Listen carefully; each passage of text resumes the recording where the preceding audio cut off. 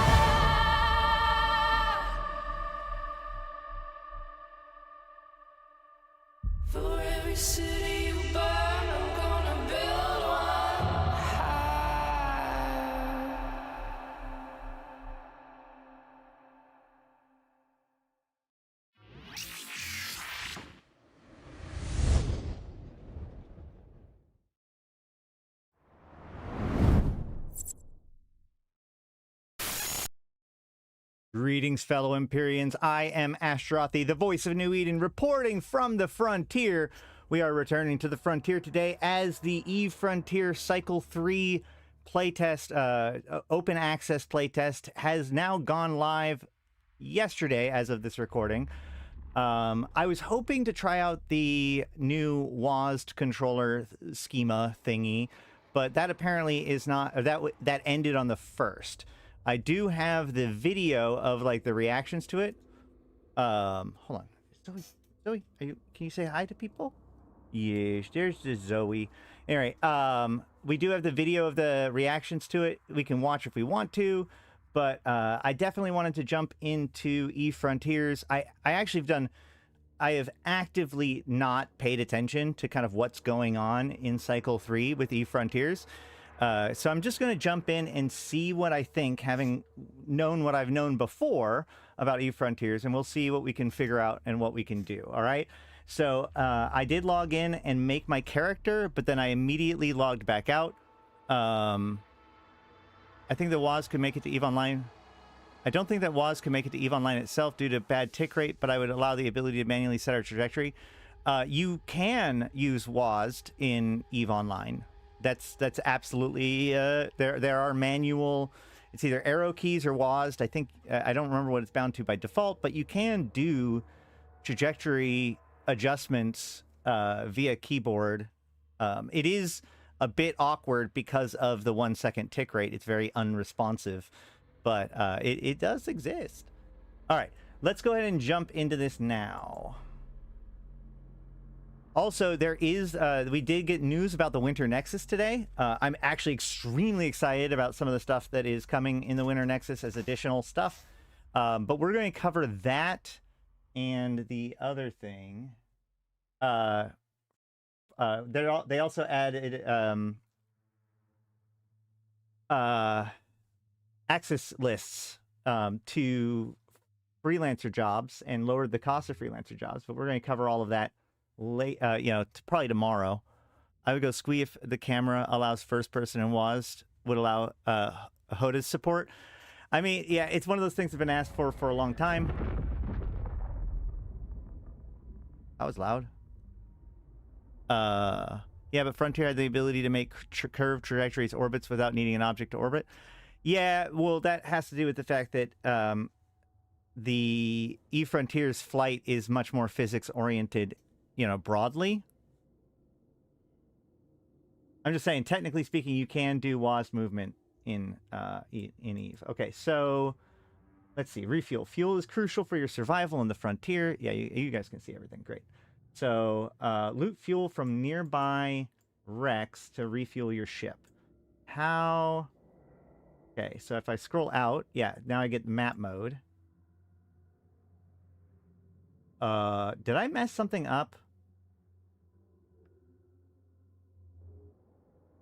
I think I might have made a mistake. Hey, Steven. I think I might have messed things up. I might have messed up the tutorial by logging out right at the very beginning. Unfortunate. All right, let's go ahead and self-destruct and see if that helps. Otherwise, this has become a relatively short and or complicated playtest. Hold on. Let's see here. Let's lower the camera a little bit so that way Zoria can be shown off. No? Okay. Okay. Well, never mind. She wants to stay low. She wants to stay low.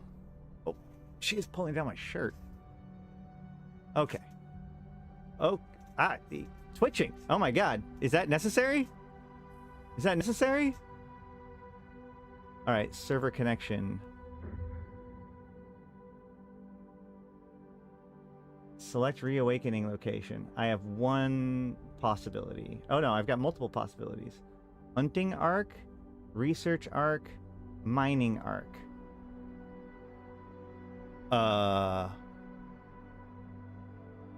Let's do research arc. That sounds like it has a lot of potential for us.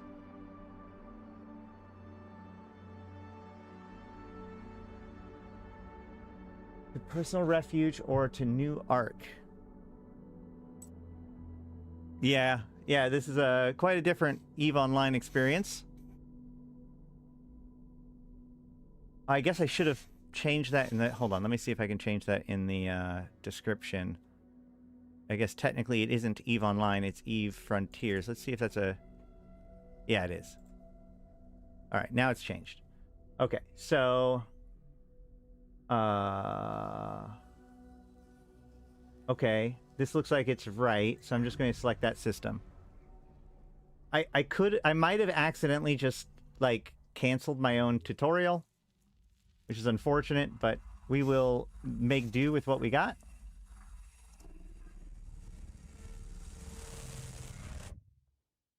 Okay. Now then. Connection vessel. Fuel is crucial. Okay, I still don't have fuel, so there we go. Okay, no, this is the beginning. This is how it looked at the beginning. That's good. Let's go ahead and, let's see. Derelict freighter, and then some bad guys. So we're going to open the cargo. Loot all. Is there any others? Okay, this one. Radio menu needs to be switched to right mouse button. I don't know why CCP insists on the radial being on the left mouse button. Almost anywhere else would be better. Hold on. Where are you going? Where are you going, kitty? Or kitty, puppy. Where are you going, puppy? All right, we'll see. So let's go ahead and loot this. And we can load up a mining crystal while we're here, right? Okay. All right, puppy. Here. Here's some treats. Go down. Go down there. Okay. Very good. All right.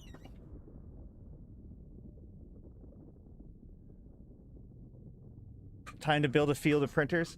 I've heard that they've made a lot of really big improvements on the UI for stuff like that.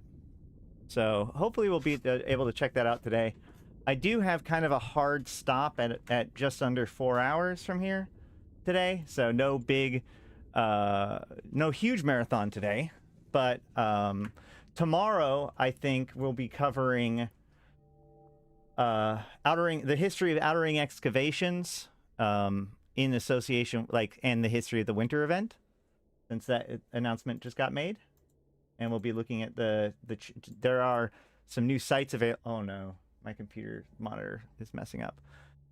There is some new sites. There's new aspects to the winter event that was added in. So we will be checking that out all tomorrow. Although we will definitely, there's a lot of questions that I have about the details of that. So that'll be going on tomorrow. But for today, we're checking out Frontiers. So we need to grab this fuel and put it in here. Apply.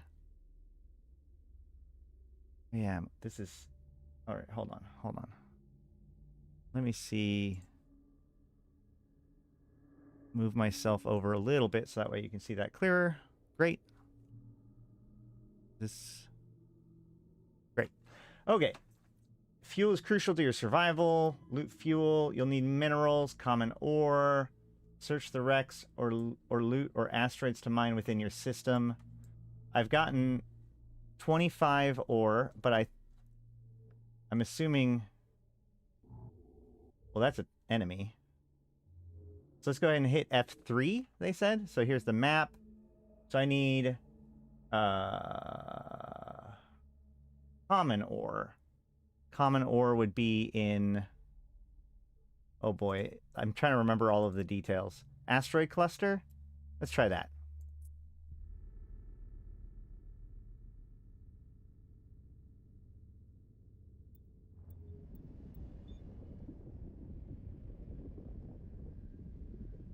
What else is in system here? What is this? Oh, that's a Lagrange point.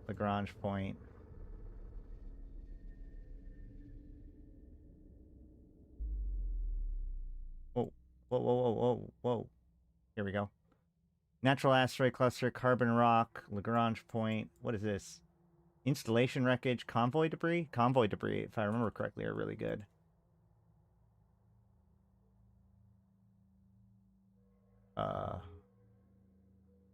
Did I land on... Okay, here we go, yeah. Is this... Yes, it's common ore. Great.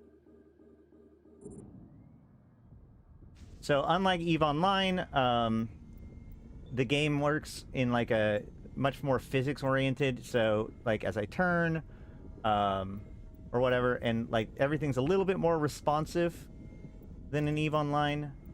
And I got enough ore. Okay, so let's go. We need to make a portable refinery. We can just make that here, right?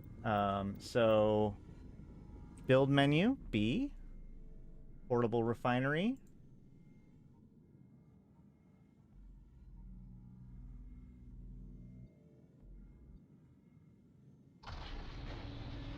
Fine. Good to go.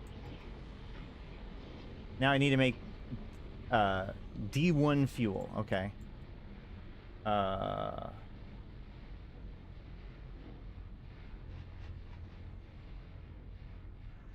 We'll see how this goes. Oh yeah, no, the new stuff added to the event sounds super cool.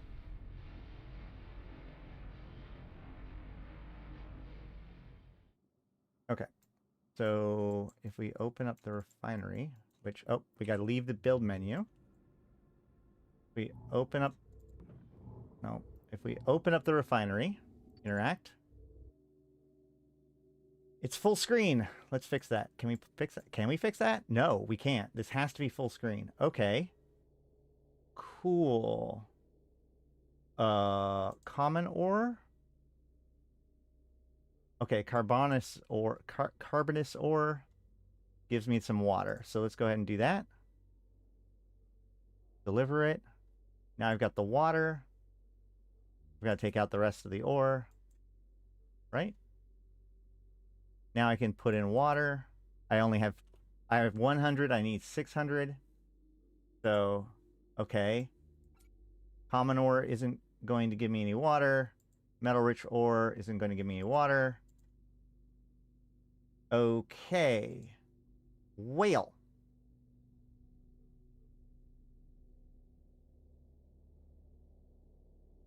Wait. So to make D2 fuel, it takes D2 fuel? Am I understanding this correctly?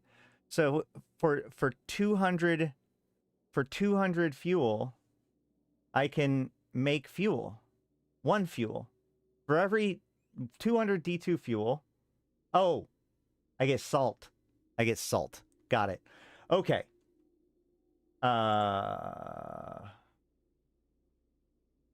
Without fuel, you may need to refine other materials before you can produce fuel. Okay, but like, I also now... I need...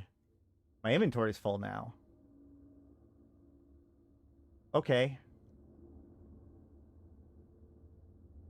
Well, let's go check out those, that, what is it? The convoy? That should have mummies. Make storage? Maybe.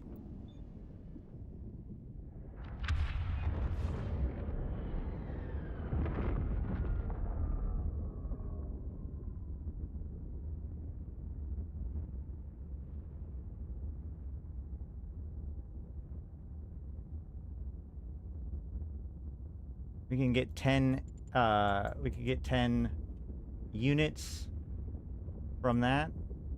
Or we can get 10 M3 by throwing away our carbonous material. If we need to. Hull repair afterburner. Oh, no, that's not... Sorry, it's not F3 anymore. It's just 3. And of course, everything in this game takes fuel, so as I'm using the unlike EVE Online, the afterburner kind of runs continuously. It doesn't have cycles, and it's going to increase the amount of fuel I'm using. Okay. So we're going to jettison this.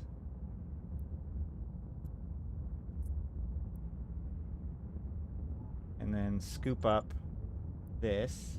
No? Okay. Cool. Let's go back to... Can I pull up assets? Where is assets again?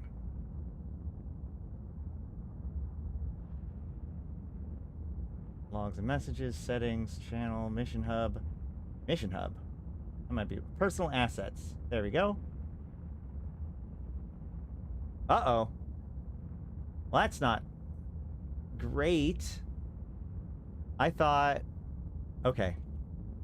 I thought, that... Well, then where was I? Oh, no. Well, this is already going pretty bad.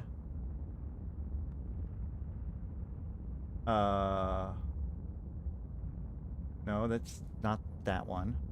I want... Asteroid cluster. Was this it? Let's find out. And now I need to find my refinery again and see whether or not I can make a storage next to it. And maybe a bookmark. Before, if I opened up assets, it would open up all my structures, or like buildings, including my refinery. This is obvious, like, it's funny how poorly things are going so far. What is Mission Hub?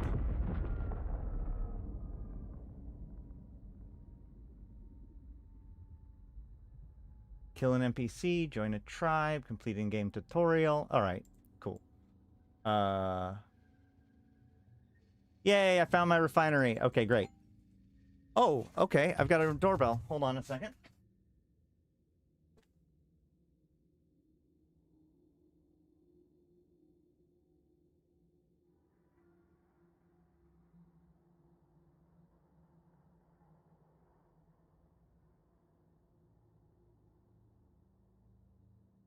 My green screen. All right. Okay, let's see here. Everything's going wrong all at the same time. So let's go ahead and go to my refinery.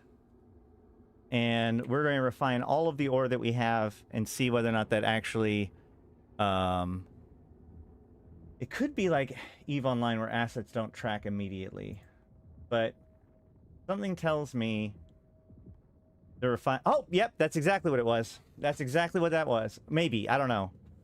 We'll have to test it again if I warp off again, if I don't, Is this not mine? This is not mine. Oh, okay. This is not even my refinery. Shoot. Well... Things are already going so well. Arguably, this is kind of the fun of the game, though, right? Like, figuring out all the little details. Wait, hold on. That means... that means the assets is working.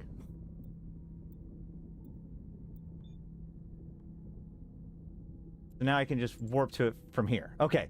Okay. We're getting there, guys. We're getting there.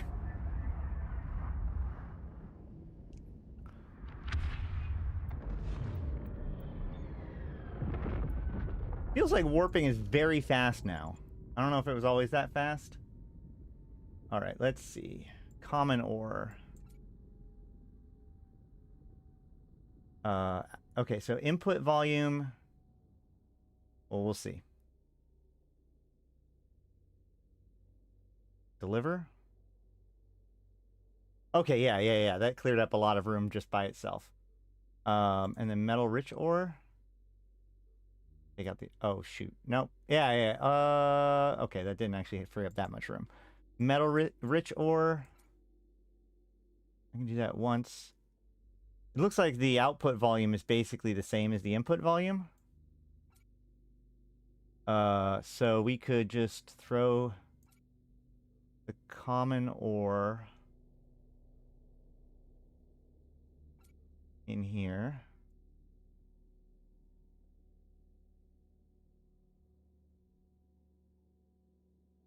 Is that going to be good? What is this? Carbonous materials. Carbonous materials, okay. I'm actually going to leave this ore in here. Oh. I only did one cycle, that's why. If I do max cycle, then it's 160. Yeah, it doesn't change the actual volume at all. So I'm going to leave this ore in here while we figure out what to do next.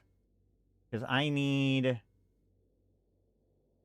to... Well, first of all, let's build a storage. Since this thing is here... Can we build like a storage? No, not that. Can we build storage? Portable storage costs 50 common ore. Darn it. Okay, great.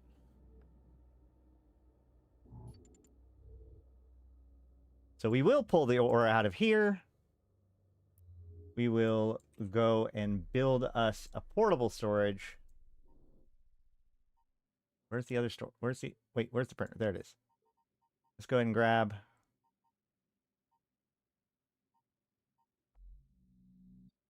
They did improve this UI, at least some.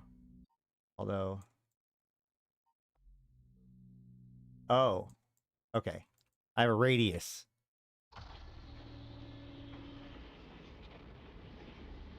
Can I Q to move? No. So the only way I can move is by space. Is that right? Hold on. Yeah, I can't Q to move. But I can approach and all that sort of stuff. The WAS control system would have been fun to test. I like no aspect of the refinery UI. It's just clunky. Yeah, they did just... Like, they made a big deal about, like, improving the UI for this stuff. It was incredibly clunky before... now it's just kind of clunky. Let's go ahead and grab everything besides the fuel and throw it into the portable storage for now. Okay, great. So now I need... Okay. I need to find water, which I find from carbonous ore. So we're going to look for carbonous ore. I think I saw it earlier. Unremarkable asteroid. Carbon field. Perfect.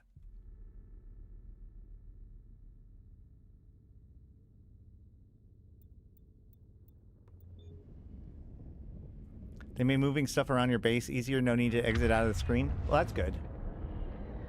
I need to make a base first, though.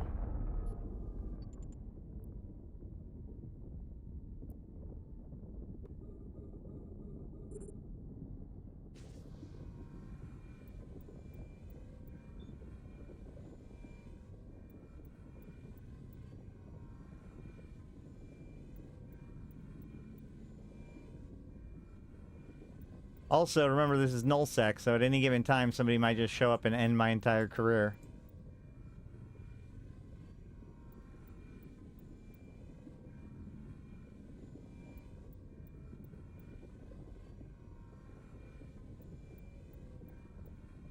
It's actually very interesting how, like, I haven't been paying attention too much to, like, what features are in the game or not in the game, or, like, the individual patches as they've come out. But I've been kind of paying a little bit of attention to kind of the response to the game. And while there are a lot of people that are frustrated with, like, how incomplete the game is, because it's early, it's interesting to see how many people are actually, like, getting pretty into it. I want full flight stick and throttle control. I agree. Yeah, if you're going to do it that way, then do it that way. I totally agree. I just wonder whether or not they can.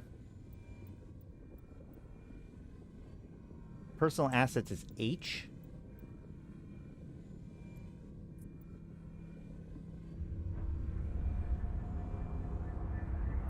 Let's go home.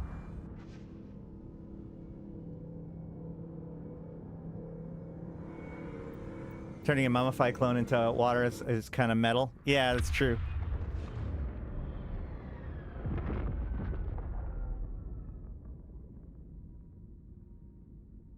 Especially if you added in, like, voice attack or one of those systems, so that way, like, anything that isn't your normal flight controls, you could just give... I've been wanting to do that for Eve for a while, where you like... So voice attack is this thing that allows you to turn voice commands into actions in games. And I've talked to CCP about it a long time ago, and they said that it should be fine, but you could be like, Aura, open my, open the agency. And it would like open up the agency because you have that hotkey or whatever. That'd be pretty cool.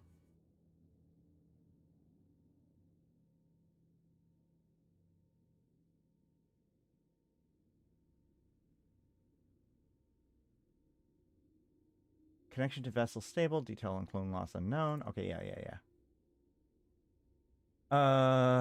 Anything else that's interesting to check out while we're here? The map? Obviously, the solar system is huge. Do we have...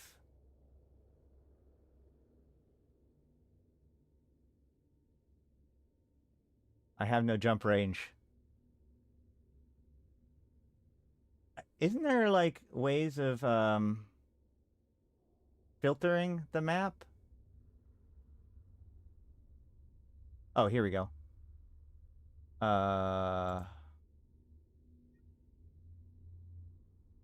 There we go. I just wanted a little bit of an easier way of identifying where all the planets are because, you know, it's hard to see. There we go.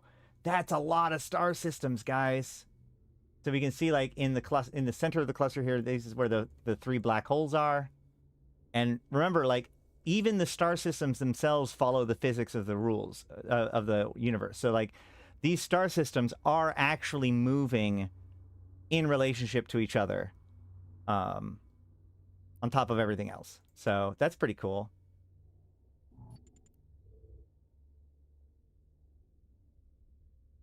Now that I've got all this water, we can pull out the rest of the ore and then turn this water into fuel. That would be so Star Trek. I love it. Yeah. I've seen somebody do it before. Maybe I should go back and do that with Eve. I've always wanted to do that so you could just, like, talk to Aura directly.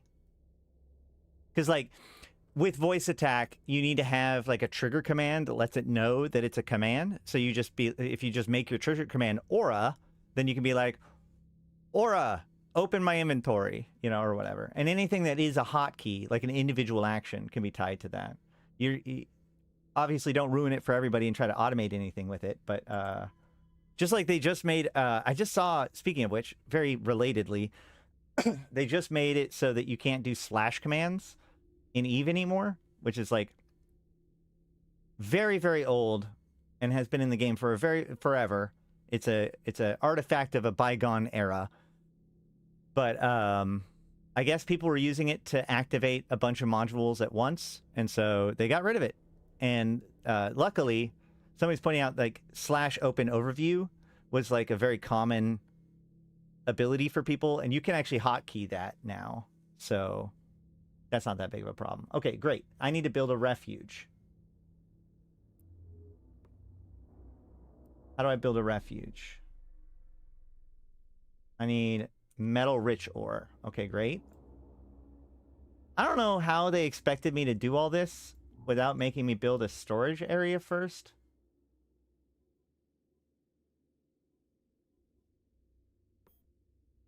Luckily, I did.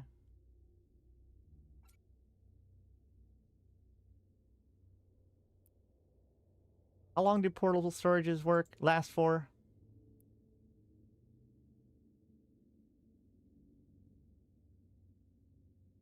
Do they say? Do they decay still? I don't know. How slash commands will be faster than activating hotkeys? So if you have, you can have them all. You know what? I don't actually know if I know. I use voice attack for MechWarrior 5, and it's a ton of fun ordering my AI lance mates around. Yeah, baby. Yeah, I really like the idea of voice attack. I've never gotten around to setting it up. Okay, so let's go ahead and pick some mineral rich, or what is it that I need? Hold on.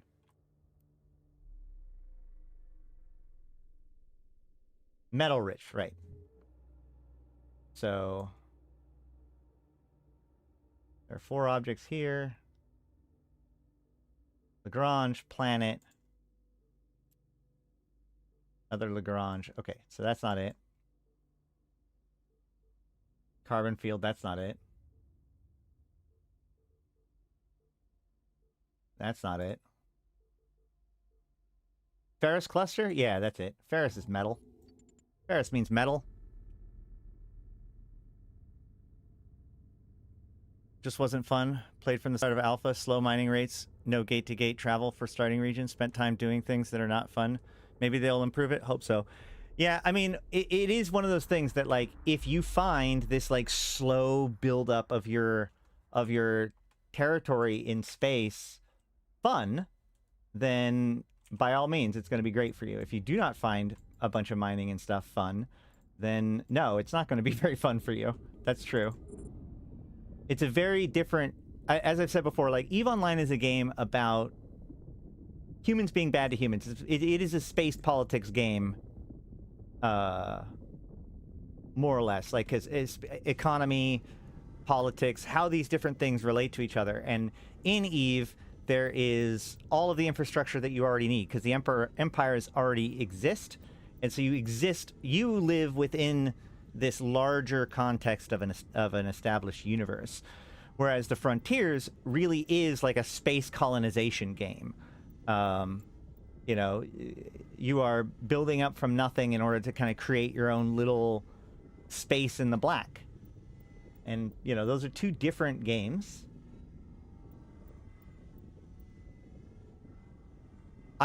The biggest thing for me previously, the thing that stopped me from getting deeper into it was that previously, you couldn't share your bases with other people. Like, so even though me and my buddies were all playing together, we couldn't actually, like, coordinate together too much. So now they've made that, I thought that they are, either they have made that better or they're going to make that better. I'm not 100% sure.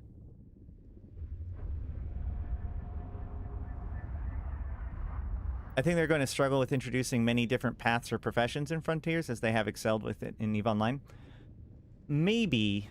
I mean, the idea of EVE Online, or EVE Frontiers being completely player, or like the universe that kind of emerges from our interactions, means that there could be a lot more space for, like, EVE careers and stuff. I think the problem with that argument is it's very similar to, like, Vanguard, right? Where they have to start somewhere, and so we are seeing what they've been able to. You know, the most straightforward gameplay loop in Vanguard is, you know, shooting people, and therefore most of the early gameplay was that. It was basically an extraction shooter. But over time, they're adding in more of a concept of, like, okay, well, what else can exist within this universe? And in the same way, I think that is true for EVE Frontiers as well, where, like, mining, construction, building your facilities and all that stuff, that is, like, the fundamentals of what like the basic gameplay loop of the game. But they have added in a bunch of other stuff with things like the quests and figuring out, like, exploration and discovering the mysteries of stuff, of what's going on here, etc. And, you know, there's actually whole new professions, you know, programmers, infrastructure builders, and stuff like that exists in the game too now. I'm absolutely down to let them cook, but it's hard for me to see the vision with the project, unlike others I have also bought into. Yeah, well, again, like, I think that the whole point is to just create an alternative reality as much as possible, right? Like, one of the big selling points of EVE Online is that it's a fictional universe, a living sci-fi universe. So this is, like, trying to take that to a more literal level. Again, I don't know if it's going to succeed. It's quite a ballsy strategy, and we've talked about the white paper, or we've gone over the white paper in previous episodes and stuff too. But, you know, that's kind of where they're going for. So, like, EVE, we talk about EVE being a sandbox, but there's a lot of theme park elements in EVE because of the fact that it's in an established kind of area. What do I need now? Carbonus ore. Okay. What is the refuge for? Why do I have a refuge? Why did I need a refuge? Whatever. Okay, portable storage. Let's go ahead and drop this in here, and then I need a portable printer. So that, once again, is common ore, which is right here. Sweet. More so to that it's their opportunity to make EVE 2 without a lot of systems that over time have become foundational problems to EVE Online. I think that you nailed it there. And that has been in my opinion, you know, like people talked about, oh, is this taking money away from EVE? No, it's not. EVE Online, not really. Is it taking away assets or resources or people? Not really. Is this you know, whatever. I think that the real concern is the risk that EVE Frontiers is going to become CCP's new favorite. Like, if this is successful, this is, regardless of whether or not this is what we want, if you go back and, like, watch anything that Hilmar has ever said about how he envisions EVE to being, his regrets about EVE Online, the things that he would like to change about EVE Online if he could, EVE Frontiers really was his opportunity to make the EVE he always wanted. And so if this does become, you know, successful, you could see this becoming like at least CCP's favorite EVE, right? That's the real like concern for people that like EVE Online. But I mean, as long as EVE Online is successful, then there's a reason, you know, there's good reason to run them both. After Frontiers was announced fully, EVE Online's development goals clearly changed, especially with the new guys on board like Okami. I can see how you feel that way, but I don't know if those are necessarily related, right? Like, because EVE Online was already going through a pretty big transition and was struggling in a lot of ways, and CCP Okami comes in and made some changes that were based on kind of the way that players wanted things to be, not to be more like EVE Frontiers. That said, EVE Frontiers has become a really interesting sandbox or like test bed for CCP to do certain things, and then potentially move it over to EVE Online when they're done doing it in EVE Frontiers. The most didn't they upgrade to Python in EVE Frontiers, and now they're going to be doing EVE Online? I can't remember exactly the status of where that's at, but okay. What did I do? I made another portable refinery. All right.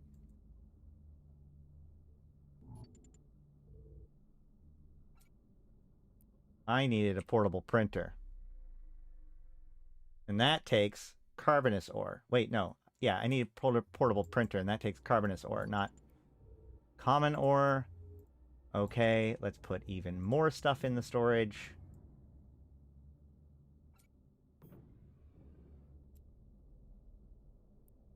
Back it. All right, so I need one more time. I need carbonous ore, right? Do I have carbonous ore in here? Hold on. I don't have enough. I have carbonous minerals. That's not what I need, though, right? Just double checking. Yeah, I need carbonous ore. All right, so let's go ahead and look for a carbon-rich asteroid field. Where was that again? Carbon field. Hey, perfect. Not saying Okami was making things more like Frontiers. The people who were working on EVE Online have moved on Frontiers, and new guys filled the vacuum. I don't know if that's true. I don't know of a single designer or developer that moved from EVE Online to EVE Frontiers. Almost everybody who's on EVE Frontiers team that I know of was hired onto the EVE Frontiers. Like, they built out a whole new team. There might have been somebody. I'm not saying that there wasn't anybody, but like, if I remember correctly, they did a pretty good, or they made a pretty big point of hiring new people for Frontiers as opposed to using the people that they already, you know, moving people over from EVE Online. I imagine once they allow for player-built cities to function as free ports, my view will change. It would seem as a long road to get there, so, though.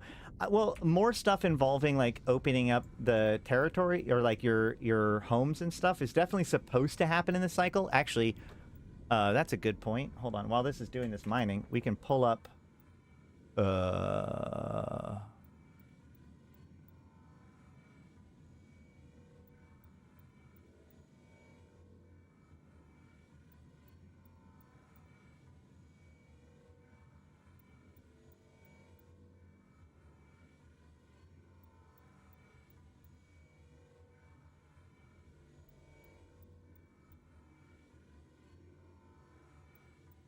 Here is the roadmap update.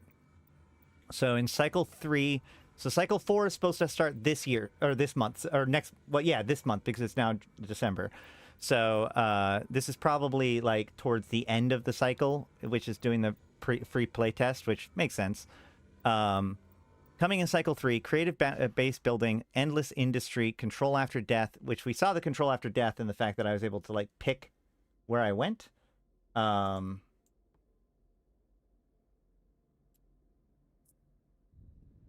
New ships to earn, fine. WAS control test, that happened. Rewarding exploration, okay, cool. So it starts with death of batch jobs to keep your structures powered with enough input materials, and it'll be producing indefinitely. New ships.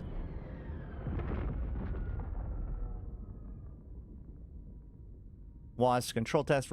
Exploration gets deeper and more dynamic with 2 new sites and the first iteration of the system. I'm actually kind of disappointed in cycle 3. It's hard to say like what actually was made, like why did there need to be a new cycle for this, but build more upgrades. Sees the introduction of vertical base building, which we saw that with the new arrows, along with camera improvements and greater flexibility in building placement. Build higher, build smarter. So yeah, so then cycle 4, overhauled ship controls, character progression system, clone creation, tribal base building. So this upcoming cycle is the cycle that is where a lot of the stuff that I'm excited for is. Building on the prototype systems of cycle 3. Cycle 4 will be an evolution of ship control and camera systems, character progression systems, things like character identity, customization, and early progression, clone creation, tribal base building. Reignition of civilization is no small undertaking, and we want to give better base building experience to those who are banding together to tackle it. That to me is like that is the main trigger point to me of becoming interesting. If I can build a city with my friends, that's it. Then Eve Frontiers has a hook. Right now, Eve Frontiers doesn't really have a hook right now. It really is like I'm alpha testing. Like, yeah, sure, I'm willing to check this stuff out and all that stuff and see like, okay, this is cool. This has a lot of potential. This isn't working. But like the game itself doesn't have a solid hook until I can actually like build a thing with my buddies. No, I think they did reset. They just didn't add anything significantly different, especially right away within cycle 3. I don't think there was a... I mean, there was a wipe, obviously, because I had to start over. Okay, so... Can I... Nope, that's not right. Okay, so C... Controlling camera with C to snap camera to something does not work. All right, let's see. B, I need a portable printer.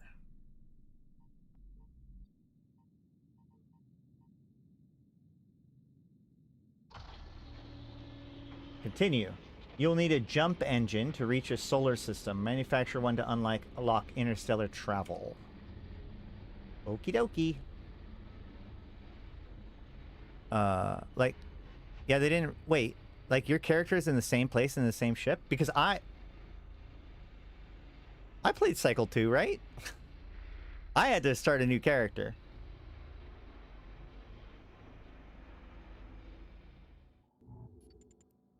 Okay, so we want a Sojourn, right? Is that what it is? There it is, 39. Sojourn. So I need carbonous material and I need reinforced alloys.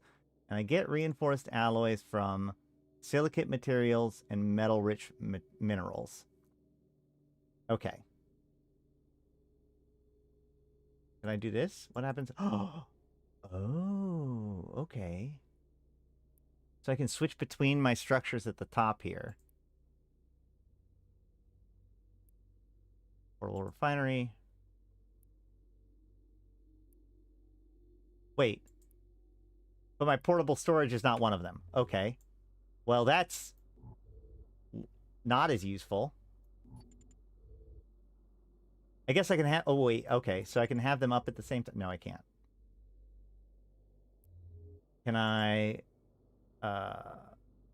Always enable always above full screen. Aha! Got you. Okay, so let's see. Metal rich minerals. If I go into the refinery, can I put these metal rich?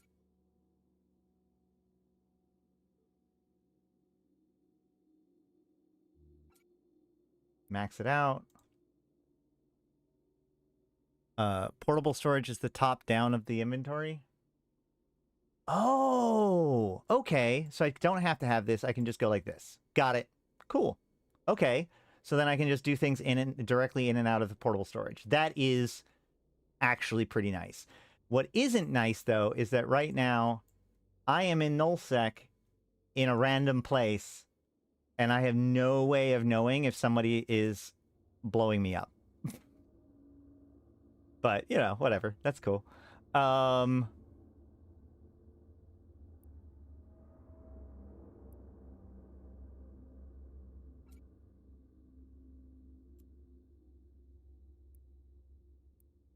So then I want the printer.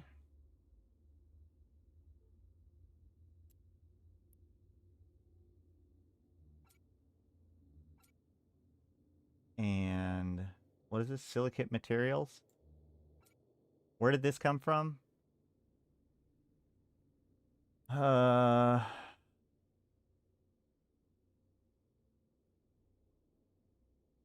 common ore. Okay.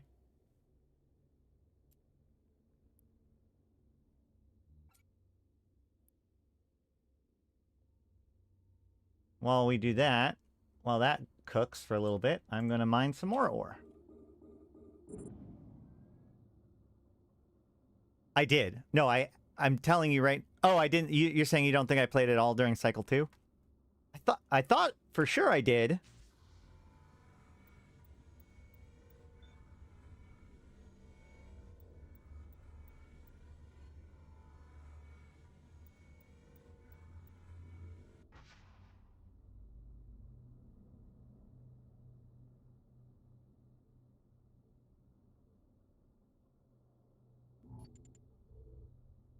Maybe not.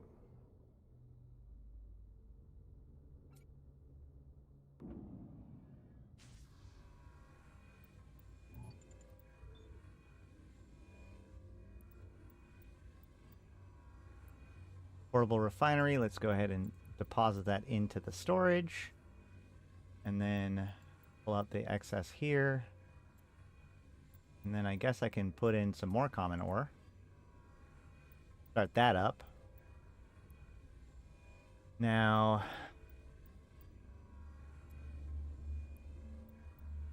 still not enough silicate materials.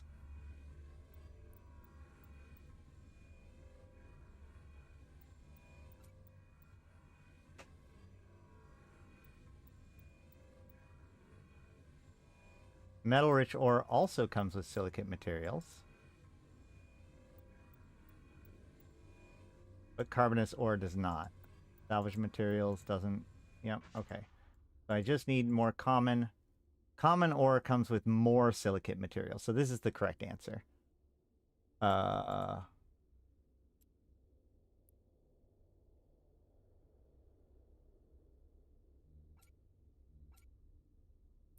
Max that out. Keep going.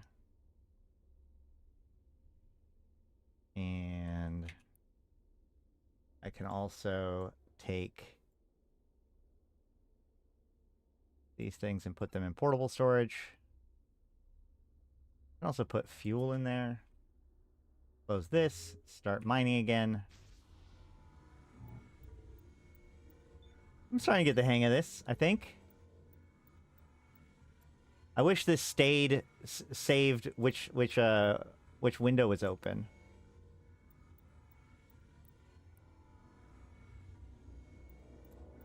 Although I guess I'm the one switching it back and forth, huh? Do I have... I have enough silicates now. Great. So, portable printer. Silicate materials. that what I wanted to do in the first place? Now I'm questioning myself. Oh yeah, okay, I have enough of that. I could have just gotten... Okay, so I could have just gotten some corpses in order to do this. But I did it this way. Or at least, I thought... there was something.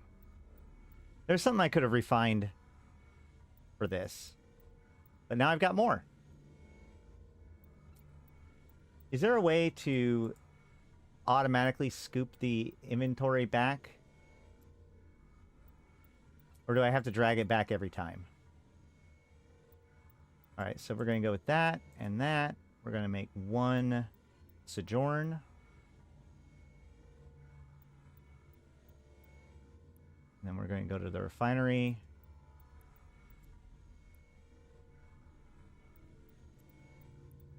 We're going to deliver this. And we're going to take this and put it in there and keep it going. Just to keep the inventory empty. Oh, max that, sorry. Portable storage. Oh, cough, cough, expanded cargo hold, please. Well, they have those. But they're actually, like, pretty big deal. Obviously. Alright, so let's go ahead and deliver this. Continue. Okay. Now I need to build a reflex.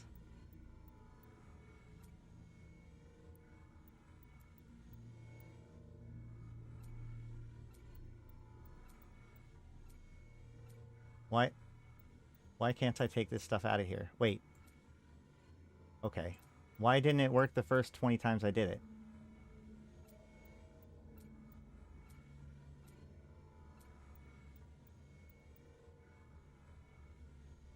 Okay.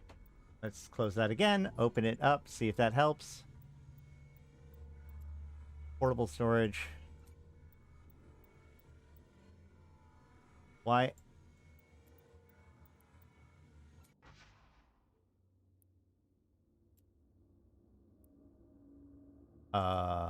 Okay. Apparently, the 12th time you do it, it works. It needs to go into an empty slot. Wait, what? So if I drag and drop it on another item, it doesn't work. But if I drag and drop it on this like blanky area, then it works. Okay, sure. Reflex. Okay, I need a Nomad program frame, which takes 5 of these, which I have.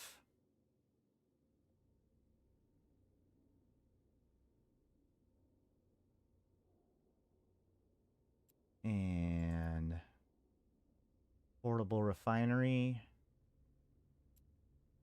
Portable storage. Drop that in, and then go to the wind, put in more common ore, hit start, mess it up, hit deliver, hit max,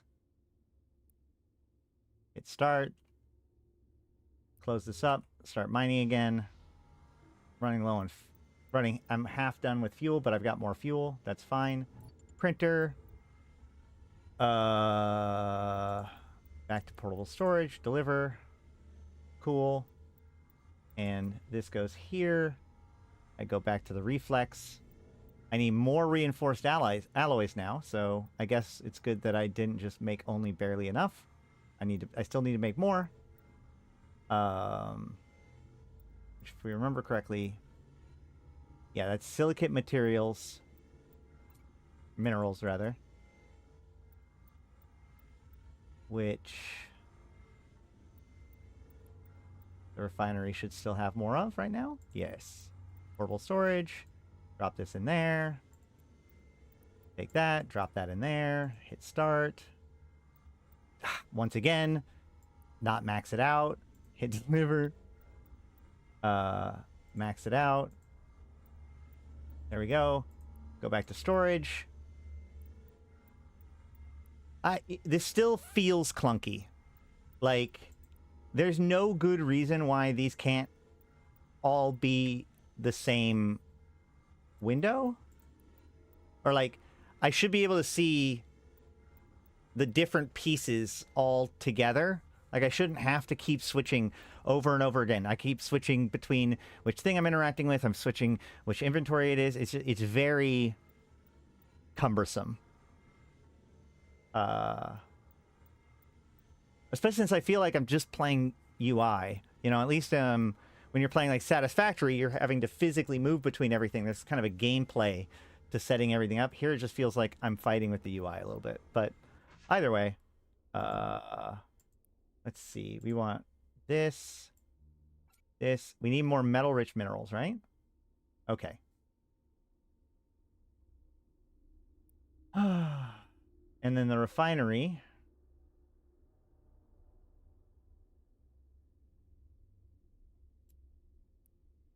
Deliver that. Deliver this. And then where is... Ah. Here we go. We do all of our salvage materials, then we'll get 6 extras of those. Now we need to go get metal-rich alloy.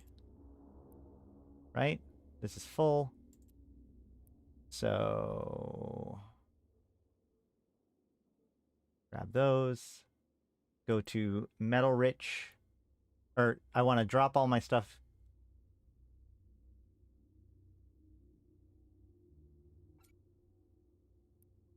Oh my gosh. There's that. I need metal-rich. So we're going to go to the refinery, make sure it's empty.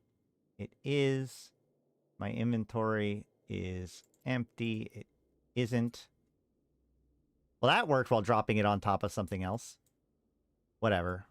Whatever. All right, we just need some metal-rich. So we're going to drop in some fuel. That doesn't work. Why doesn't that work? There we go. That does.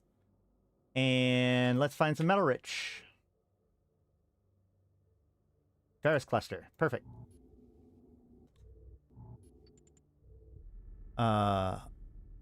If Command & Conquer could do it in the 90s, I'm sure you could figure out how to design it in 2025. I'm sure it's because some people still have 12-inch monitors. Yeah, but I don't know if that's actually a great excuse. Like, I'm just saying, like, so you have your refinery, you have a printer, and you have storage. Those are 3 things that are all pieces to how this whole thing works. So the idea that you can't, like, see these all connected together, and it's like these weird full screen things, I don't understand why that is.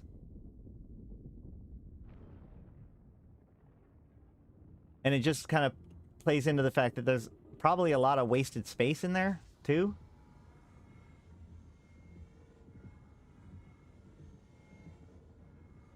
Especially since you already have, like, the storage and then one other thing. So all you'd have to do is get the refinery and the manufacturing on the same kind of area. And then you wouldn't have to switch between them all so much. But I don't know. Especially if you're creating a route, you're like, okay, well, I have stuff in the storage. The storage goes into the refinery, and then it goes into the manufacturing. Like, that's a track. You know, again, in Satisfactory, we build little conveyor belts between these things to automate it. But they said that there is automated stuff. We are just using the portable stuff and not, like, an actual base yet. So maybe I should wait to reserve judgment. Oh, my afterburner's running. That's why. I'm like, how did I run out of capacitor? I'm just thinking, like, I feel like, especially having to flip between them all and having that drop-down menu, and I'm just feeling like I'm constantly, like, fiddling with stuff in a very too many clicks, kind of like PI is sort of way.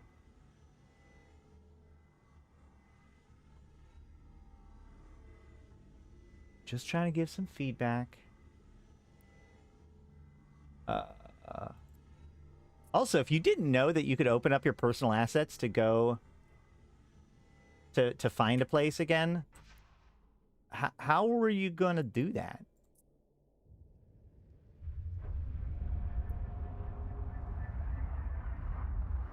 How dare I have opinions? Isn't that what I'm here for?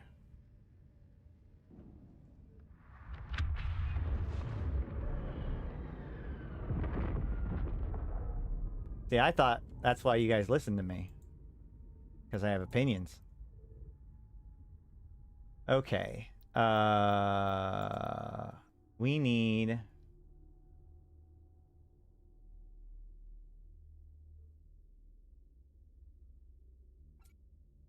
this to cook. I have, in fact, memorized exactly where I dropped this.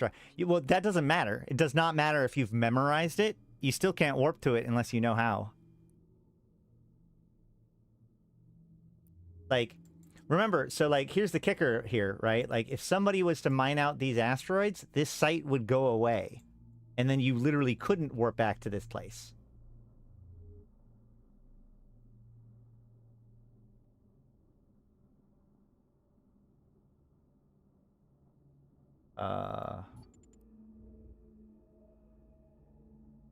Go back to portable storage, deliver. Then go to... also the refuge. This is a whole lot of space when it could have just been another drop-down menu, pretty much. Having to click past the refuge over and over again is also very, very annoying. Oh, okay, you can actually, like, there's a drop-down menu here that lets you switch between them. That's fair. Okay, where am I going? We want this, right? We need more reinforced alloys, portable storage, metal-rich, silica-rich. We only need one, but we may just do two. The outputs, hold on. So the output volume is 140. The input volume is almost certainly more than that, right?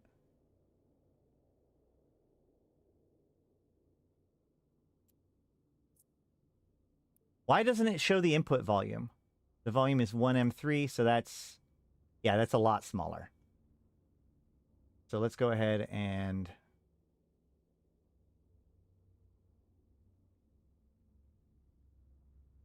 yeah, let's do one more. Hey, Wesley. Yeah, I mean, if you have any tips, let me know. I haven't played it for a while, as you know. Wesley Pipes, by the way, is... has been really big into Frontiers, is running a group about it. If you want to DM me a link to anything, Wesley, I can send it over. I strongly recommend, if you are interested in eFrontiers and you want to get into it now, there is stuff going on.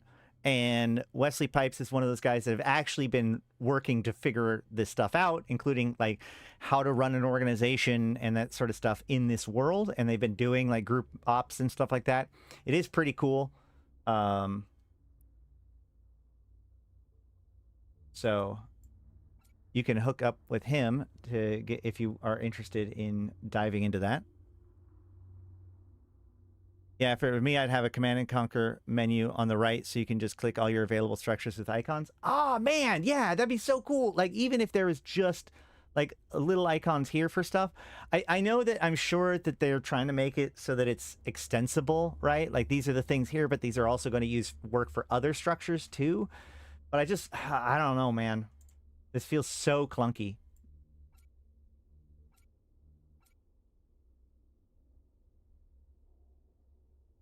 Okay, no problem, Wesley.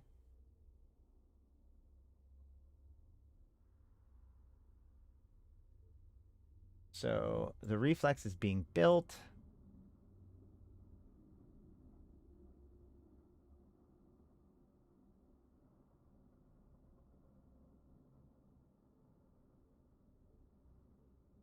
Yeah, it'd be cool if, like, when you land on a grid with your structures, if a little thing with all of your structures, like, pop up. So that way you don't have to, like, search for each of them in space, but, like, there's a little panel, like a command panel for your own territory, which, again, may actually be a thing once you have a real place. I don't have a real place yet, so maybe that's what it is, but I think that it should still do that with portable ones. Ships require a hangar to be delivered. Okay.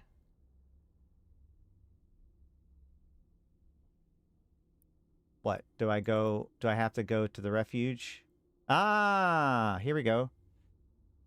See, like this, I feel that this is an unnecessary UI step that is a full screen thing. Continue? Okay. Go to your refuge to board and fit your newly manufactured ship to prepare for your first jump. Okay, great. So with my refuge, should I unfit? Use fitting services.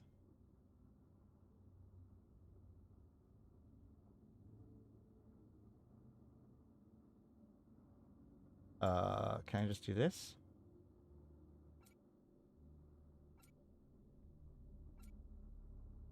Okay. Then go to my refuge and board? All right. Now I've got my new ship. Cool. I've got my reflex.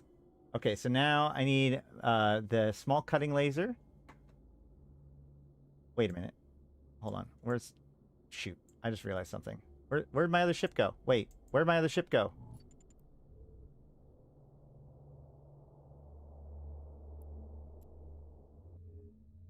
Oops. Let's put this stuff in the storage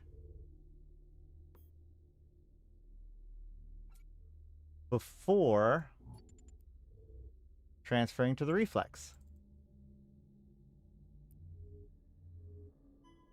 Now I can open the refuge. No. I want to open the fitting service. Go to portable storage and put in small cutting laser, hull repairer, sojourner, afterburner, a crystal, and we can put the other crystals in here too. The unstable fuel isn't going to work, right? Yeah, no, I need real fuel. Where's the real fuel? Wait, where's my real fuel? Wait.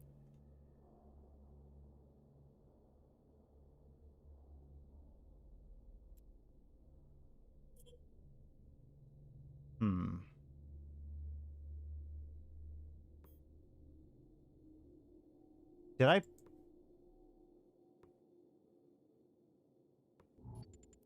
I need real fuel. Dismantle your base, gather your valuables, and use your map to locate a new solar system to jump to. Don't I need fuel?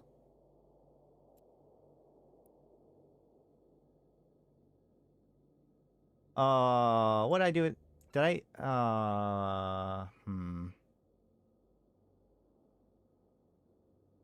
So I need more water ice, which comes from carbonous ore. I do have carbonous ore. So we just do this, right? And that's going to give me 1100 ice, and 1100 ice should give me more than enough fuel? Should give me more than enough fuel. Easy, stack them in rows of 4 so that you can mouse wheel through your structures list if it gets too big. Sure, that works.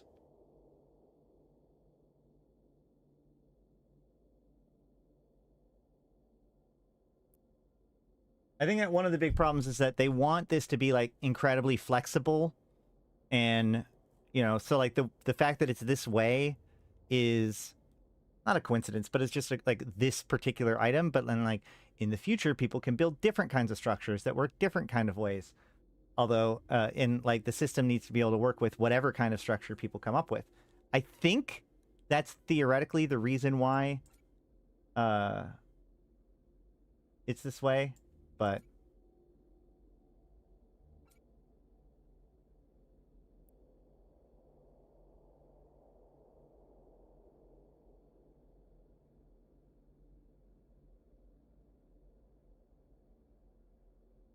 deliver.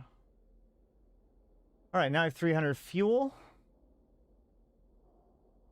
I think I'm going to need more than that. So let's go ahead and see.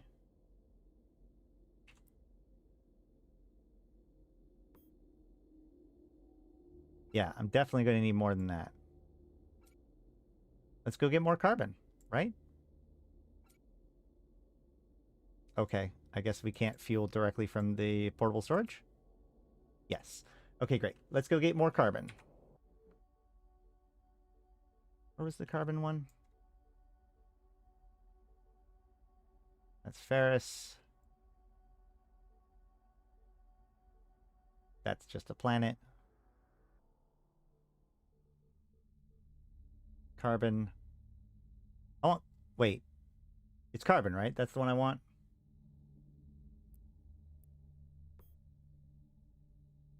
See, like, there's so many things, like... So... This game actually runs into a problem that I like, that is called... it's depth versus complexity, right? And, you know, EVE Online... I've argued this, I've talked about this before with EVE Online, although it's gotten a lot better in recent years, where, like, the game is incredibly deep, but it has a lot of unnecessary complexity. And people like to talk about how, you know, EVE is this complex game, and that is somewhat good, but actually, like, so, first, some definitions. The depth of a game's design is the total possibility space of that design, right? The different options that people have, the different things that can happen thanks to the rules, right? The complexity of the game, in this context, is the amount of information that the player must have in their head in order to make good decisions, right? And so, you know, obviously a game with more things to pay attention to is a more complex game, but in general, it's recommended that you make a game that is maximizes depth for the amount of complexity it has. So you want to have low complexity, high depth, right? If possible. It's okay for things to be complex, but needlessly complex makes the game harder to get into. Not harder to play, but harder to, like, engage with. Because, so, like, for instance, right now, how much information do I have to keep memorized, even if it's just for a short period of time, in order to make good decisions? Okay, well, I need fuel. In order to get fuel, I need water. In order to get water, I need carbonates. In order to get carbonates, I need to find on the map. Each step of these ways involves actions that I need to remember the rest of the scenario. When I open up the map, I need to remember that I need carbonates. There's no way while I'm looking at the map to be like, I'm looking for fuel. How do I turn what I'm looking at on the map into fuel? I have to memorize, or if I need to, I have to drop out of what I'm doing and go to a different window in order to look up that information, right? EVE Online used to be horrible about this. They've gotten a lot better at putting, like, the correct information in the correct places so you can make meaningful decisions. At this point, I spent more time just trying to gather the information to make a meaningful decision than actually making that meaningful decision or acting upon it. And that's not great. Like, it would be better if during the map I can see, like, the craziest part was while I'm on the map, right? I'm on the map. I couldn't even look to see if carbonate ore was what I want. Wait, yes, I could. I thought when I did this, well, first of all, this doesn't show me anything because it doesn't show me what it refines into. I can't, that's actually the big thing. I can't pull up recipes anywhere except for at the refinery or at the place. So, like, if I forgot what ore type I need for refining, I'd have to go all the way back to my refinery in order to check. And that is kind of silly. I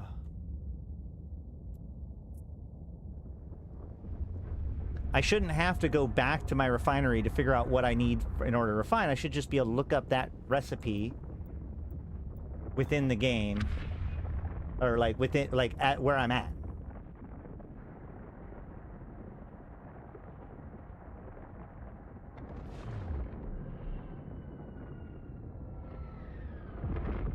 For example, terrible POS mechanics are bad. Some POSs being bottlenecked for production, and certain things create complexity for building more advanced things.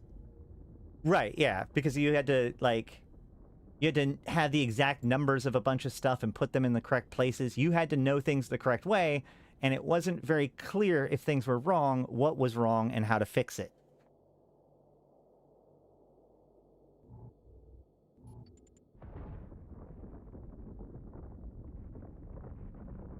Problem is, some people's unnecessary complexity can be someone's necessary complexity that defines their niche.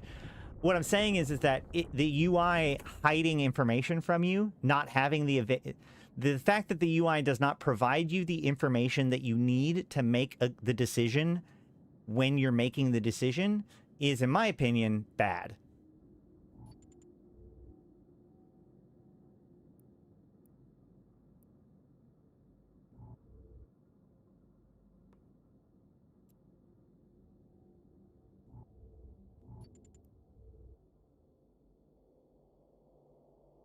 All right, carbonous ore. No. Wait. Oh, here we go.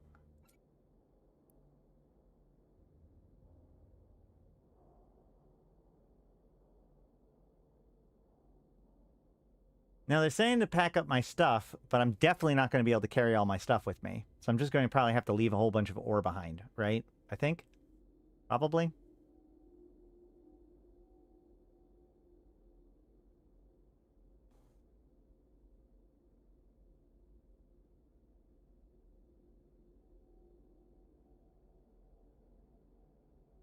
Let's see here. We've already been doing this an hour and a half, and I'm just now getting to the point where I can jump out of the main, my starter system. I jumped out and then back in again. Wait, what? What do you mean? Just make sure you have enough fuel so you don't end up in a dead system and have to restart again? Yeah. For the record, I actually like the fact that that is a possibility. I think that it's okay for there to be bad decisions. I mean, you might have to start over. That's true. But, I mean, at this point, starting over is not terrible. I think, if I remember correctly, the first time we did this, I had to start over 4 times in the course of the first stream. Oh, you jumped back to the starter system? It'd be so cool, like, so this is the part that gets me, because I just said that it's nice for there to be bad decisions, but it'd be so much cooler if you could build probes and, like, shoot the probes to different star systems and then, like, get information back so that way you can make a smarter decision as to where you want to jump first. That'd be cool.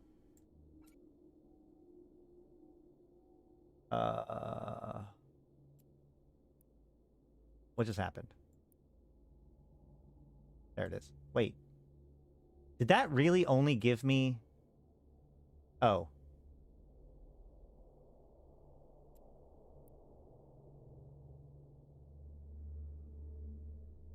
What happened? Wait, what happened?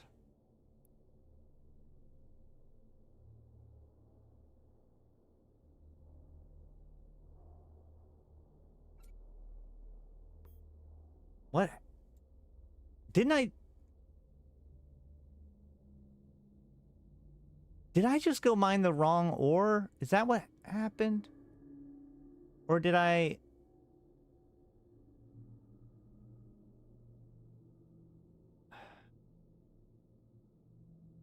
Maybe I wasn't paying attention. All right. I definitely need more... Oh, no. I did. Never mind. I made 600 fuel. That's actually correct. Never mind, because the other fuel already was done. It's now there. Oh my god, I still have to go do more. Is that right? Okay. So, like, now, even though I mined it before, I have to go re-find my carbon rock area, which I guess I could remember. And yeah, some of this stuff and remembering this stuff is, like, part of the whole game. So I'm not saying that there is no reason to keep the information separate. But, like, the fact that you can't see your refining recipes and your production recipes wherever you are is wild to me.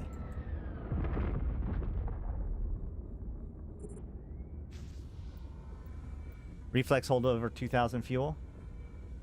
That's right, but you can't jump that far, right? Because you overheat? We'll do one more set of fuel, and then we'll go.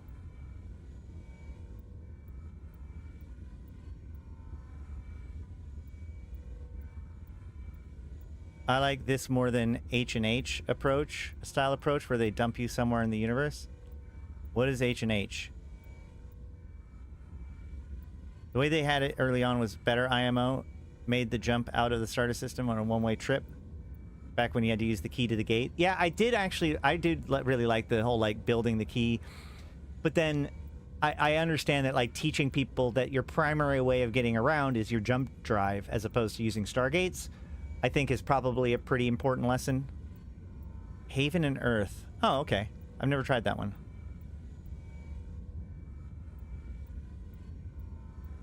Best to fully fill up and have some spare before jumping out? Yeah.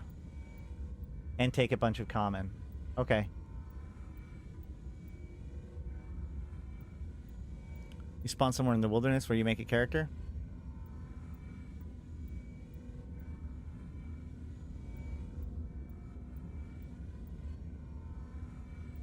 I really can't, like, Cycle 4, which is coming this month, is in my opinion, like, the big one. Like, that's when we might actually start considering.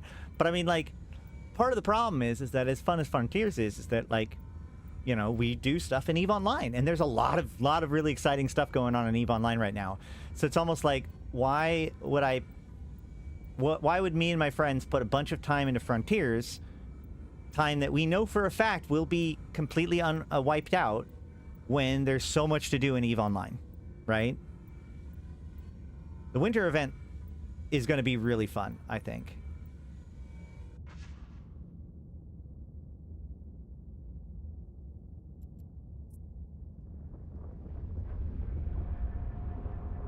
The winter event was already really fun. There's a new mining destroyer, guys. That they fixed it. So, like, one of the things that we were really curious about with the like, we have the new Pioneer, right? The mining frigate, or the mining destroyer. So they just came out with this, and, like, obviously, it seemed obvious to me that they would try to tie in, because you have the winter event, which is all about ice mining, and an expansion that's all about mining. So, of course, like, the winter event will capitalize on what was added in Catalyst, if anything was being added. But the problem with that was that the Pioneer can't mine ice, and neither can the Outrider.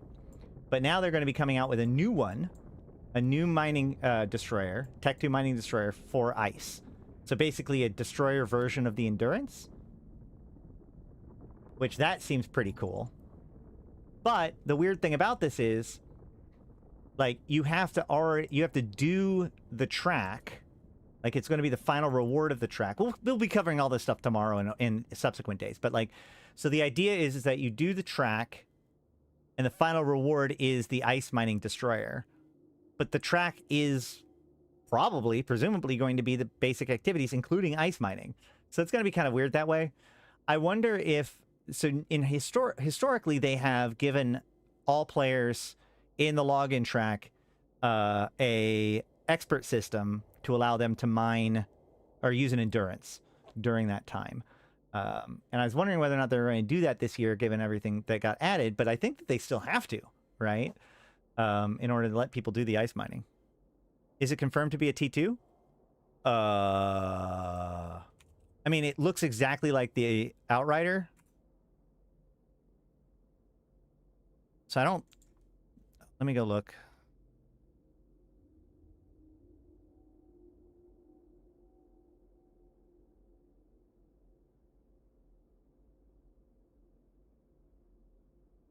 It says a new ice mining variation of the Pioneer mining destroyer.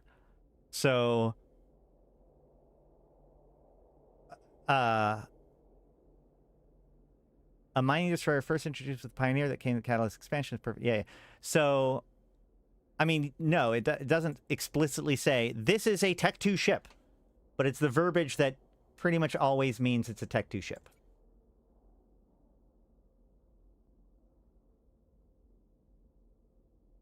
The UI does feel a lot more responsive than the last time I played it, though. That's good. It could just be faction, but that would be very weird. That isn't how, like, it has its own name. No faction version of a standard ship has its own separate name. There are faction ships with its own name, Odysseus, pirate ships, or whatever. But like, if there's a faction version of a hull, it's called the whatever navy that hull, or whatever, issue.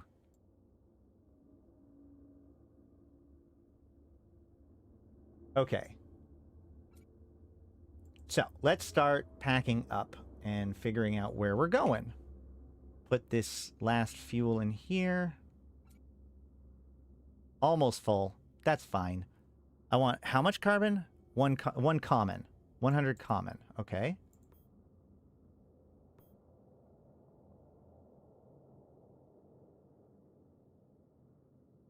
We're going to put everything in the portable storage. And then... Oh, that is full. Okay, great. Noctis enters the chat.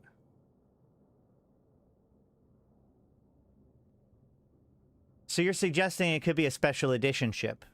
That's possible. You're right. It could be a special edition ship. I'm going to argue that I don't think it is, because it also looks like the Outrider. It looks like the Tech 2 version. And I'm going to just go on a limb and predict that it's going to be a Tech 2.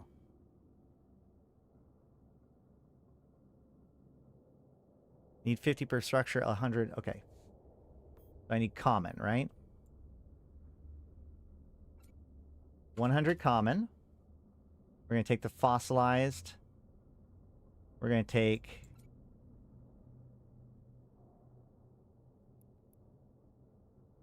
Let's start tearing things down, I guess. Dismantle. Dismantle.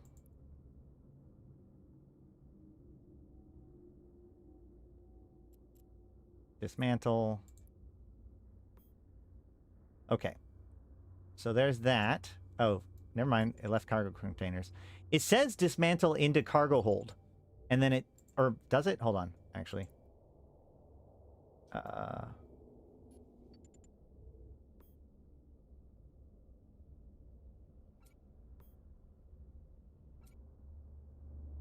It says... Oh, no, it says dismantle into cargo container. They're right. I'm wrong.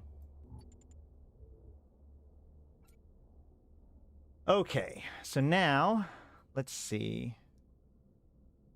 What else do I want? I'm going to want to build a network node. Oh, God, that takes a lot of shit. Okay, so I'm going to want a printer, which is Carbonus. I've got the common. I don't need that. So yeah, 2 common. So I do need 50 Carbonus. So there's that.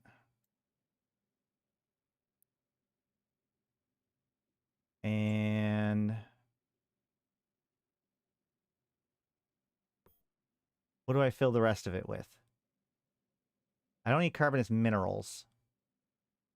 I think I just fill it up with the rest of the way with common ore, right? Or do I not fill it up so that way I can jump further? I think I just fill it up with Carbonus. Or common, rather. Is common right? Whatever. Let's go ahead and work on our jump. Open up the map menu. Okay.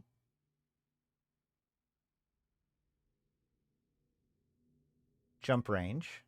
Okay. This is a lot better than before. Wait, what? Okay, so I can only jump to 2 different star systems before I get overheated. Can I look at this system? This has only 2 planets, so that's probably bad. What about this one? This has 4 planets. Okay. What does 3 records found mean? Because there's 5 planets. What does 3 records found mean?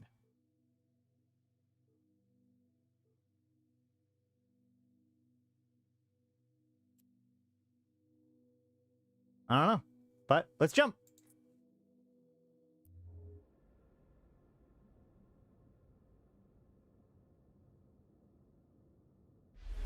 You're just saying we don't know. Yeah, it's likely T2. No, you're absolutely right, Malak. It's not absolutely confirmed.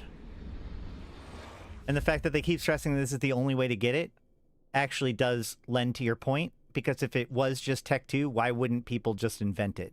That's a really good point, Malak. It could very well be a special edition ship. Now that you've pointed that out, that is not impossible. I do love the skyboxes in this game so much.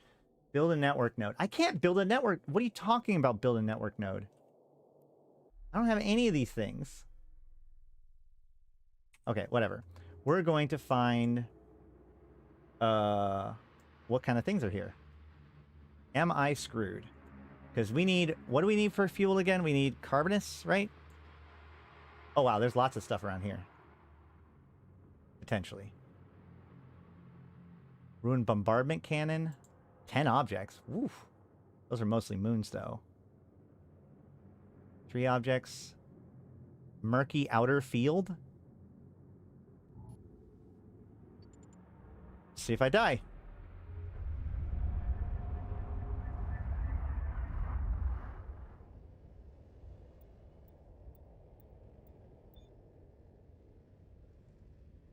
You can right click. Oh, right. Thank you. You can right click.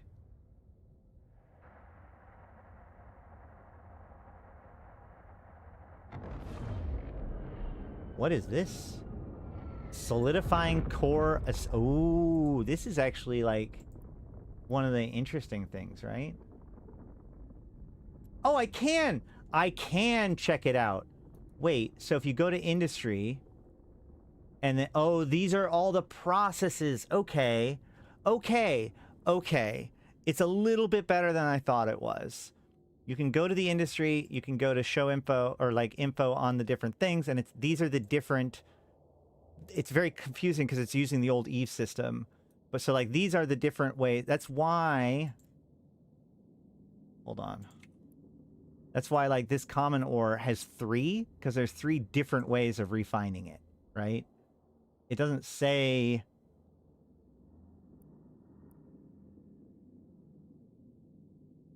where each of these are, but these are 3 different ways of processing common ore.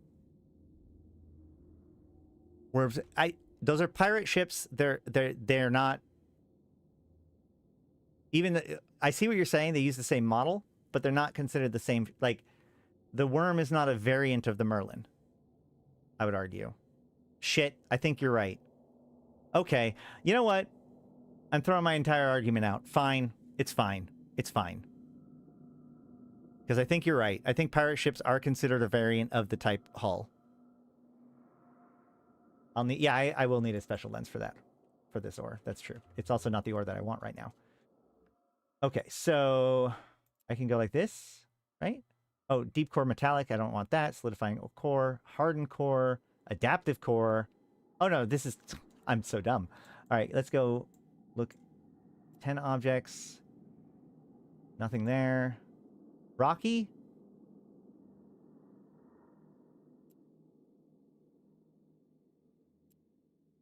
Natural. Metal rich. Is natural common? Can I look?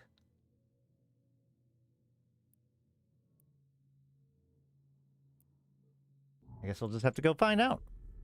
Rocky is common? We'll find out.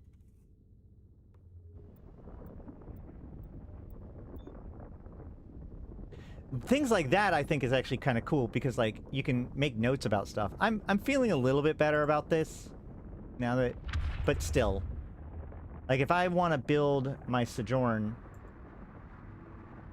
or whatever, if I want to build this, I can't necessarily figure it out. Common ore. Common ore is not what I want, though. I want... Wait, do I want...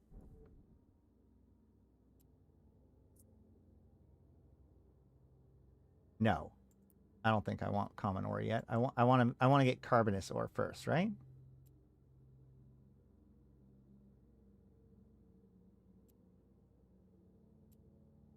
I do want a carbon rich. The rocky is, I think, the deep core.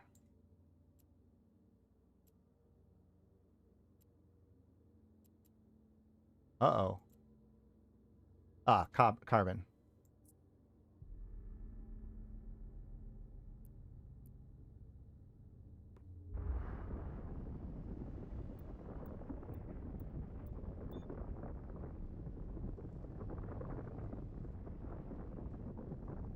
Yeah, I'm gonna... Yeah, I just wanted to... I wanted to do it in the carbon place, so that way I can just mine a whole bunch of the carbon there.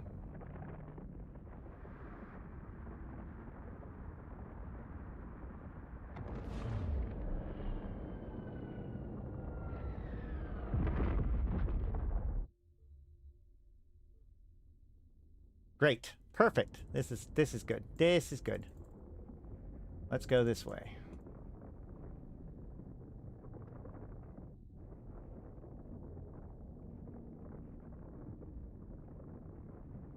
I do wish I could zoom out a little bit more before it turned into, like the tactical camera or whatever, but it is what it is.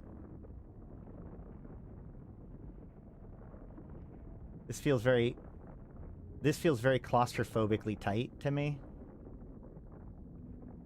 That might just be, like, EVE Online affecting me, though. Alright, so let's see. Portable... I can't see what the rocks are here. That's fine. Portable printer...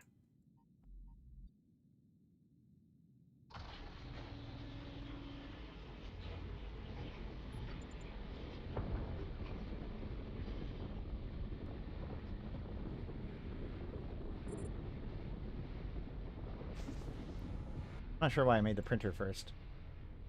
I was supposed to make... Wait, did I? No, storage first. Yeah, okay, I made the storage first. Good. That's what I meant to do. And then there's that one, which should be the printer. And then the refinery in between. Great. Well, that felt good. At least.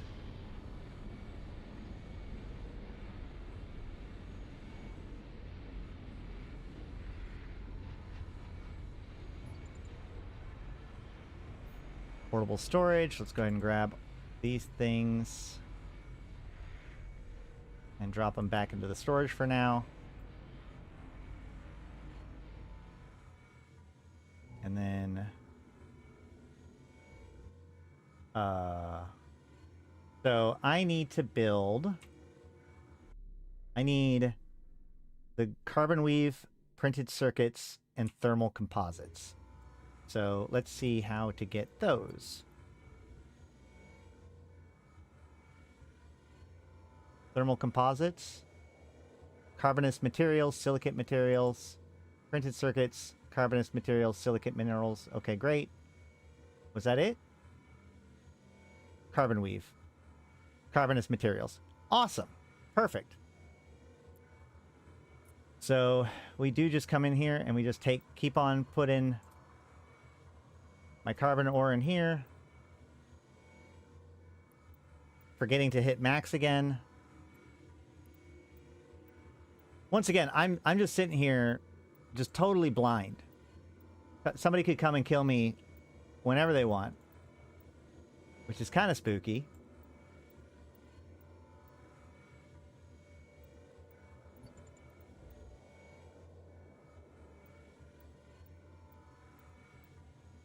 It'd be awesome to be, even if I could just see my progress on my refineries. Again, I just want a little pop-up window or whatever, a little window that's like, here's all of the structures that you have on grid with you and kind of their status, right? So that way I could see, oh, look, my refinery's almost done refining.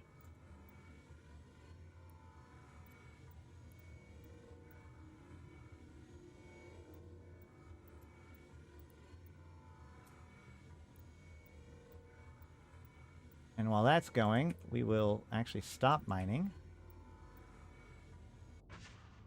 Okay. And portable storage.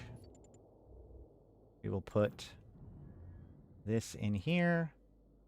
We'll put the fuel in here. And then I think I need metal-rich stuff too, so let's just go ahead and get a load of metal-rich somewhere.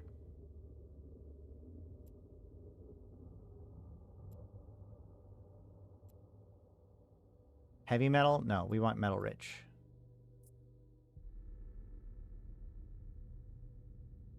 Job amount should be above some submit. Yeah.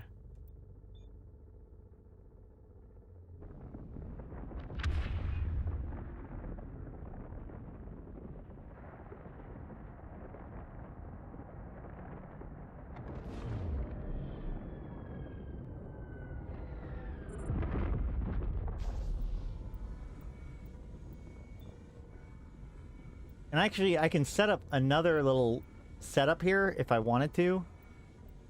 We'll have to see how much I need to mine of this in order to get what I need. But, you know, I remember in the previous one, I would set up these, like, 2 refineries and a portable storage. So that way I could just continually, like, be refining as I was mining. And then when I'm done, I can just tear it all down and head back to my main base.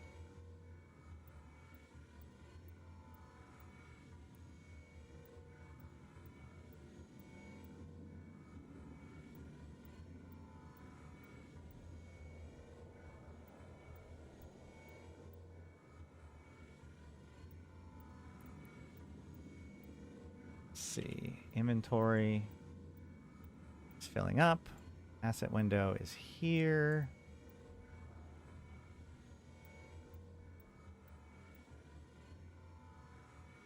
I also probably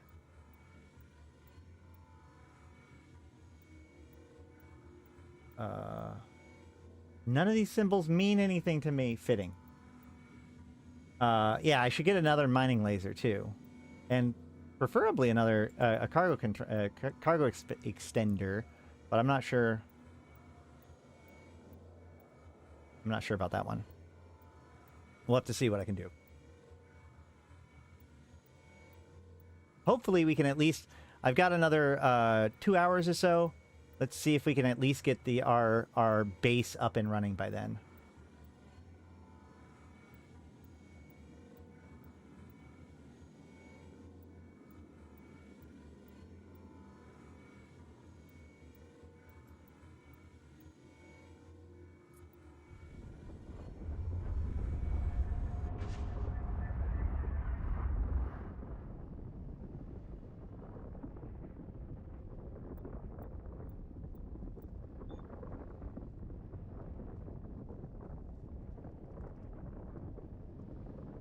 Cargo extender is great on the reflex. Need a node and assembler to build it. Dang it!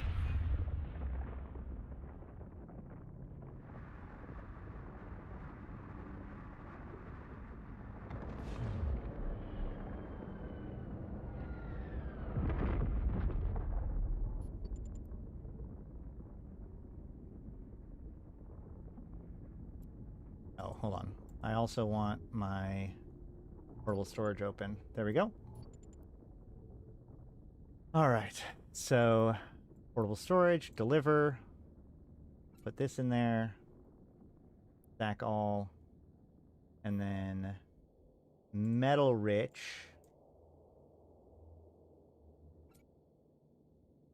Max that out. See, again, so like here's my big problem, right? Well, I guess no, it isn't true here. But like, what if I'm refining this and I also want to check for what the carbon ore is? I can't actually look at it, and that kind of sucks. But at least I can come and check my printer to see what I need for carbon weave. Oh my gosh, I need more. Okay. Well, in that case,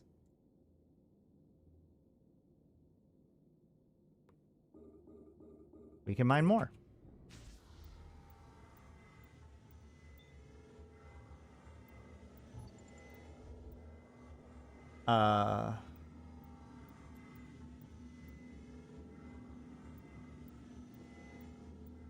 Printed circuits.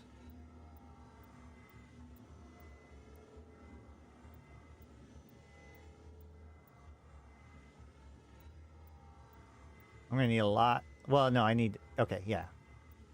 This is fine. Refinery. It switched back to portal, or it switched back to the reflex.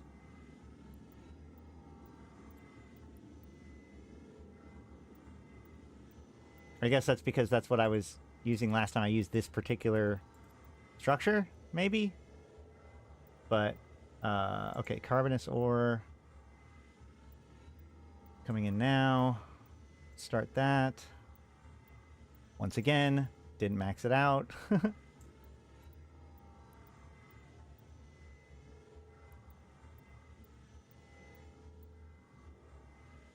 Click on the info button, shows what's needed and what it produces. What do you mean? You mean like...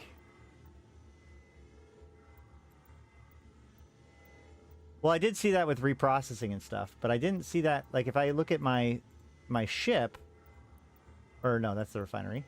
If I do it to my ship, I can't pull up the industry requirements to build the ship. Maybe I can do that with the mining laser? Nope. Can't do it with the mining laser either. So, if I wanted to build a mining laser, I can't even figure out... Like, I have to just poke at things until I figure out how to do it.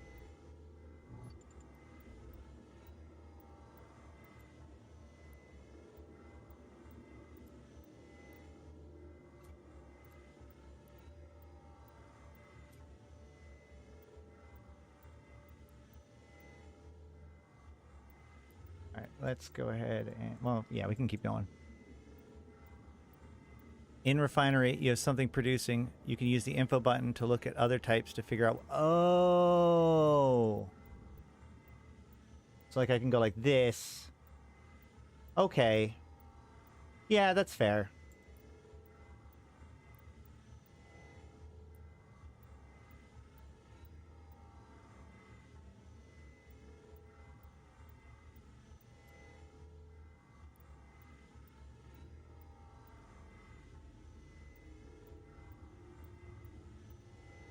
And then go back to the reflex, drop more of this in, max it out, hit start. And then we go to the printer. And we go portable storage, DAC. I do have 350 now. We can start that.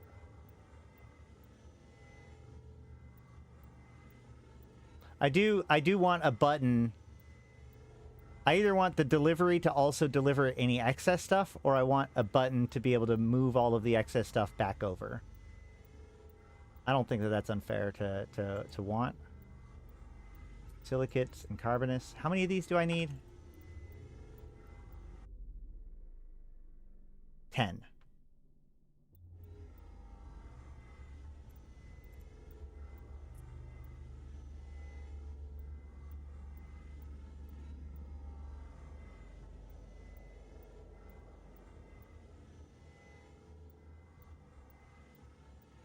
Go back to the refinery. Drop this into portable storage. Then drop this in. Keep refining.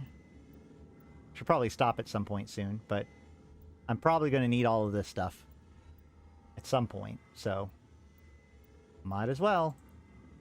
Portable printer is done.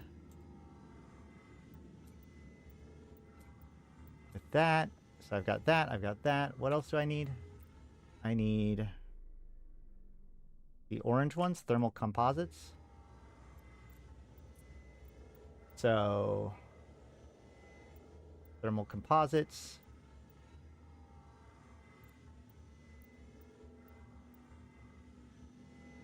I need silicates. Okay. And that comes from...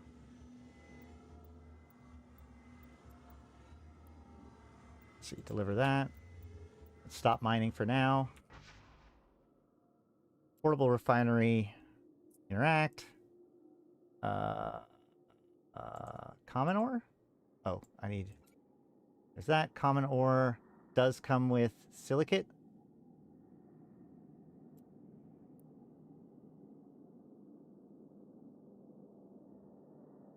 That's fine, right? Yeah, I can always mine more.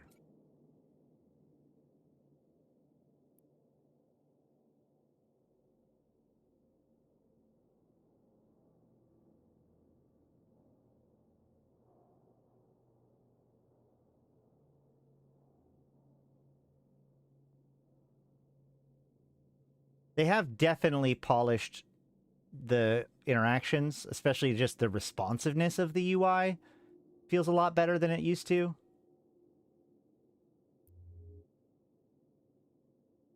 This is basically the game, though. So if this is the kind of thing that interests you, then it's kind of interesting to figure it all out.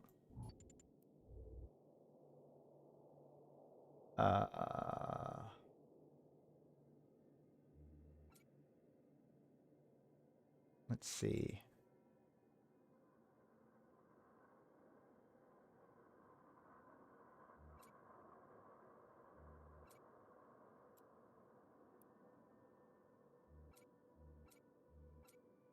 And then silicate materials.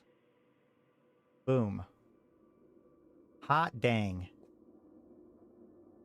All right. Deliver. Perfect.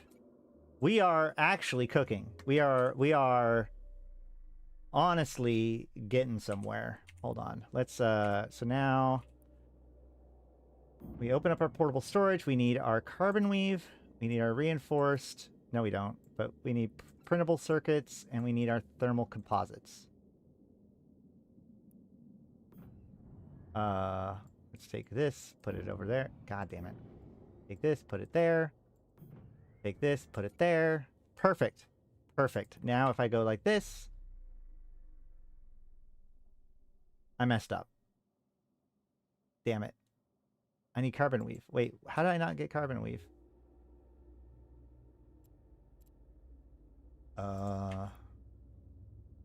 Oh, no, I do have carbon weave. I only need 10 of it, right? That's it. I have it all. Excellent. Okay, great. So now I just need to find a Lagrange point to put it on, right? So let's go ahead and just head to this one.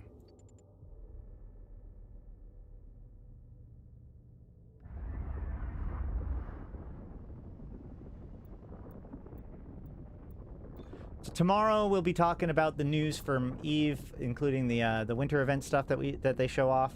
And I think so. Tomorrow I hope to do a whole presentation on Outer Ring excavations and their history with the winter event and such.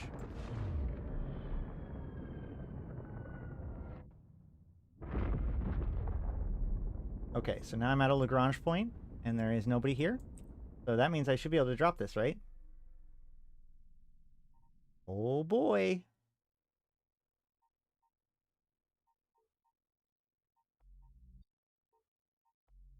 I can't move it?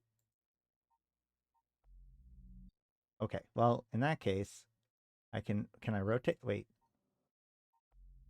I can rotate it, but I can't move it. So I'm going to rotate it this way and then build. All right, now what? Oh, that was it. Access to assemblies expanded. New seed of civilization planted. Potential springs forth. Awake eternally. Okay. Well.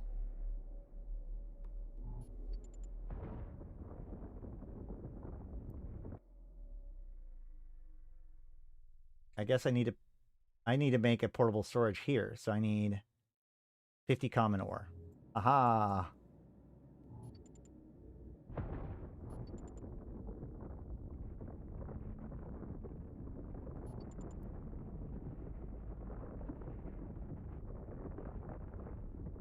All right. This looks all normal. Cool. That is done. Let's just go ahead and head back to my stuff and start grabbing stuff and setting up the actual new headquarters.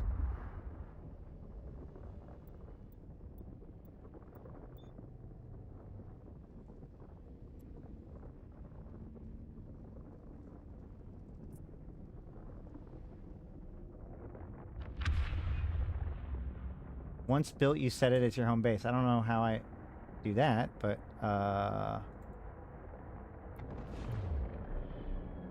there it is, network node. Well, maybe when I get back there. Portable storage. Hold on, what did I need? I needed common ore. Common ore. I don't have any common ore. All right, let's go get common ore.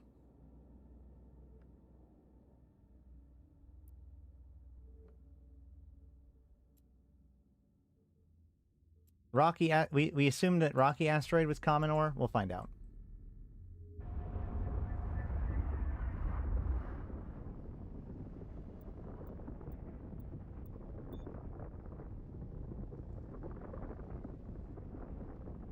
And then also, there's some new raid stuff happening. I think the new raid patch is supposed to happen tomorrow. So, I really do want to make like another video about raid, because I've been playing a lot of raid recently. Deep core metallic ore. Nope. That's not it. We just want asteroid, I think, right? That's the name of it. Natural asteroid cluster. There it is.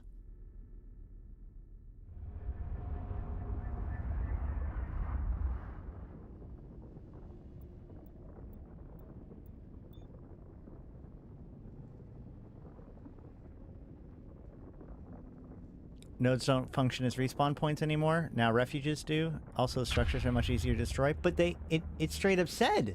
It said it was to set it as a home. Yeah, once built, you can set it as a home base. They should have probably changed that. If that's not true.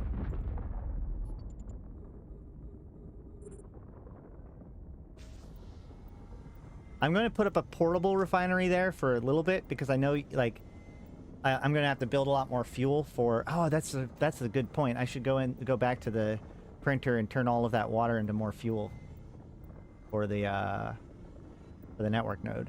So we'll do that on our way back. This definitely feels like the kind of game that, like, you'll want to play with, like, a notepad by you, so you can keep track of everything.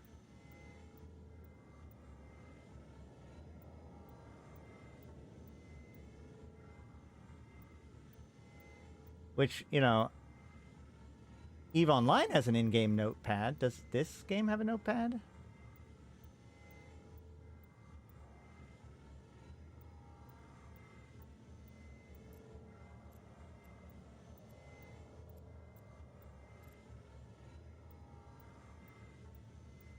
I don't see a notepad. N opens up the notepad. Okay, great. I remember... Okay, yeah, I do remember that there was a notepad, because that's how you used to be able to save things. But it doesn't actually say anywhere in anything that that's true. You just have to know that? Or go to shortcuts. Yeah, notepad. Why is there no notepad over here? Logs and messages? Nope, that's not it. Mail, settings, inventory, character sheet, corporation. Nope. Interesting.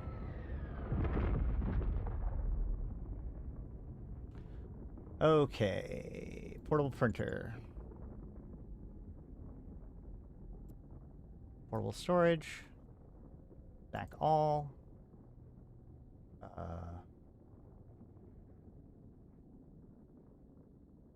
Nope, I need the refinery, don't I? Yeah, refinery turns ice into water, or into fuel. Max that out. Go. In the meantime, I can head to my network node.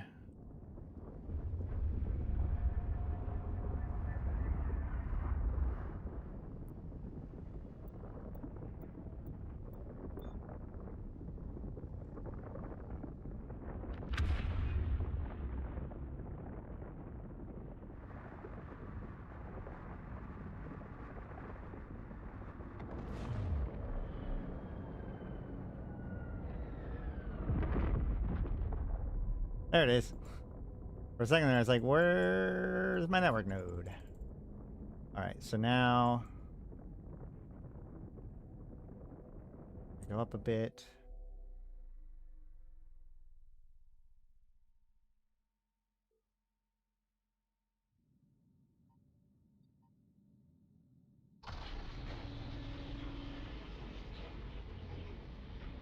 Alright, so we're going to put a portable storage here.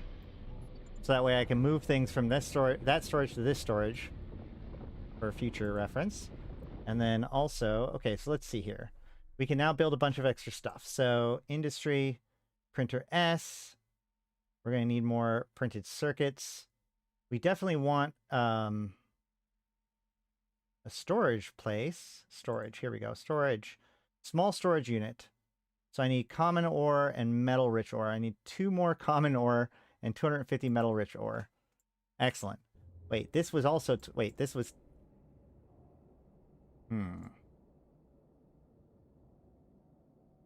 This is whatever. We'll still do it. Common ore and metal rich ore. I have that much common ore. Let's go ahead and drop this stuff into this portable storage bay. And not the common ore, because I want space for it. So then let's go to warp to the other storage and see whether or not we have that other stuff there.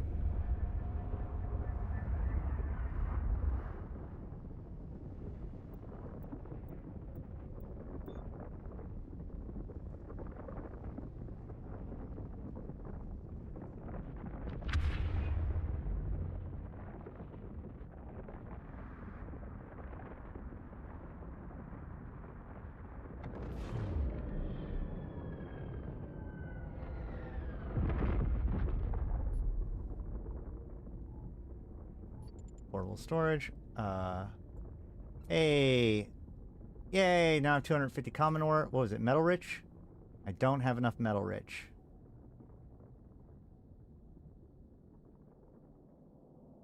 Okay. So now we find metal rich.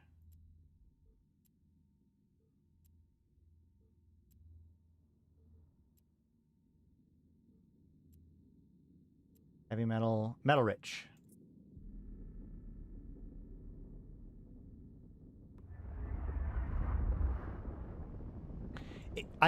The biggest thing that keeps striking to me, though, I know I've been talking, like, little nitpicks here and there, but, like, the idea that in this game that is so dangerous, that there's no security, the fact that you spend so much of your time completely blinded by your UI is wild to me.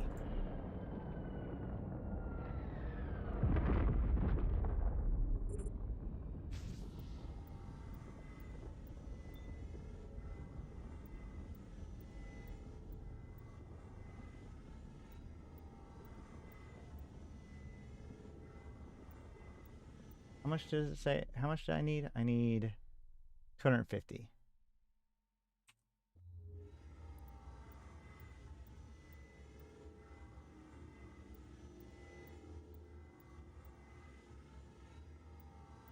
We're getting there. We're going to get there. We'll see how much we get done in the next hour and a half, 2 hours.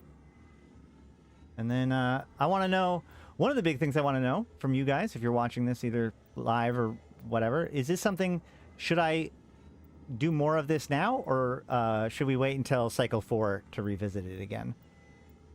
That's the big question I have for me, is if people are interested in me exploring Cycle 3 more. There's, you know, there's 5 days left in the free trial. I obviously have an account, so, like, I don't need the free trial, but, like, if you're interested in checking this stuff out, you've got another 5 days to come in and do it yourself.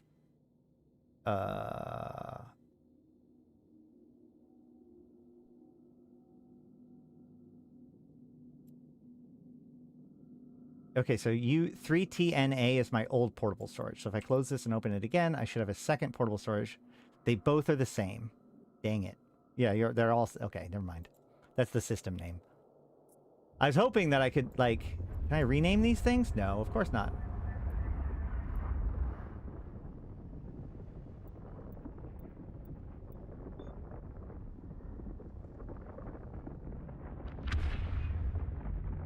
Obviously, once the winter event starts, we're going to be doing a lot of stuff with the winter event.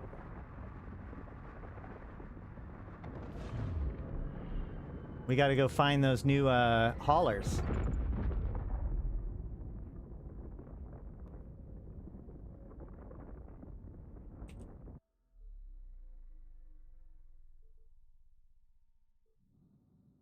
All right, let's see here.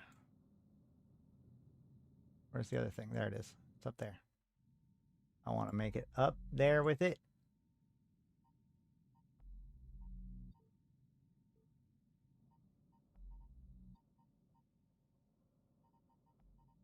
This is a very annoying interface to build with. Oh, shoot. And I just canceled it instead of building it. Hold on.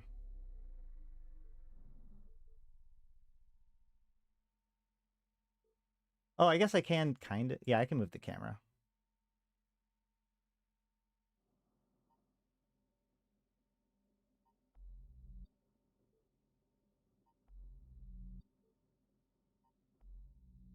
Very old school, move my probes one at a time feel to this.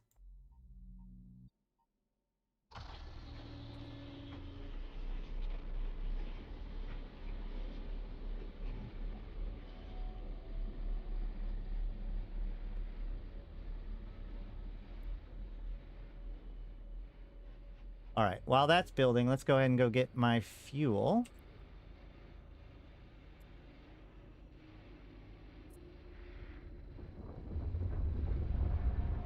I think it's a case of waiting till the next and then trying to sink our teeth in it. That's fair. This really does... I mean, like, it feels... It definitely feels more like a slightly polished up of the last time we played it rather than having new things for us to sink our teeth into.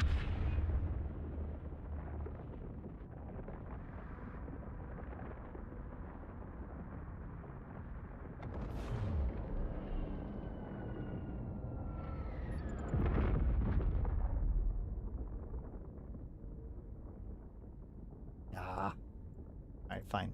Portable storage. Like, they fixed the problems with the previous version rather than adding in newer things. Like, for instance, before you weren't, like, you couldn't actually deploy directly from your refinery or whatever into storage. You had to, like, go through an extra hoop.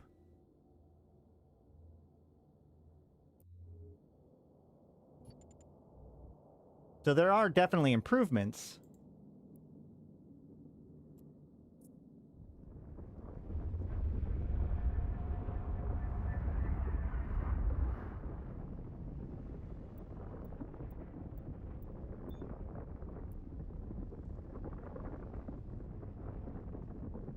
I'm actually pretty surprised at how polished of a feel this has. Like, obviously its depth is not that, or, you know, isn't as far as it should be eventually, but, like, this doesn't... I don't feel like I'm playing an alpha game. I feel like I'm playing, you know... They're doing a pretty good job of making everything kind of feel...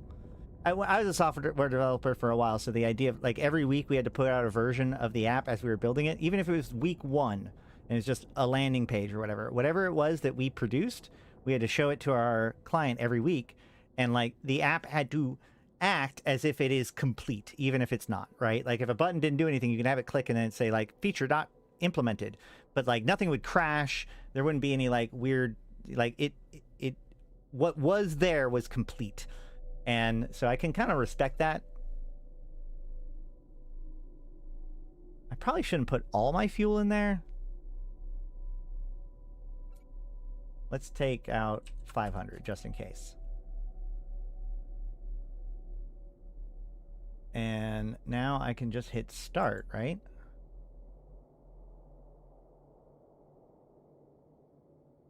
And we're live, right? Sweet. Okay.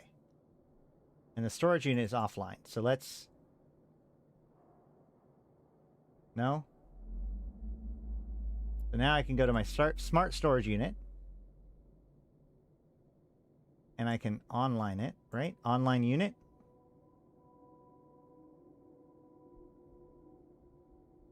All right. So now my smart storage unit is online. So I can put these things here. And I can go and pick up everything from the other storage unit and bring it over here.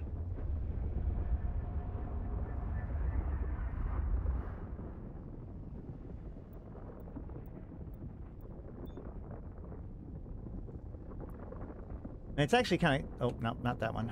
It's kind of nice that we picked a spot. And it's not as far from the sun as I could be, but it's definitely in a colder spot, which is nice. Slowly builds the umbral circle for the next cycle. I wish I knew what that meant. What's an umbral circle? Portable storage.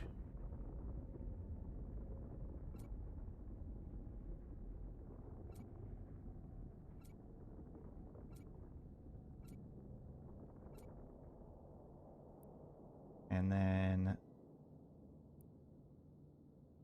close this, open it again. Smart storage.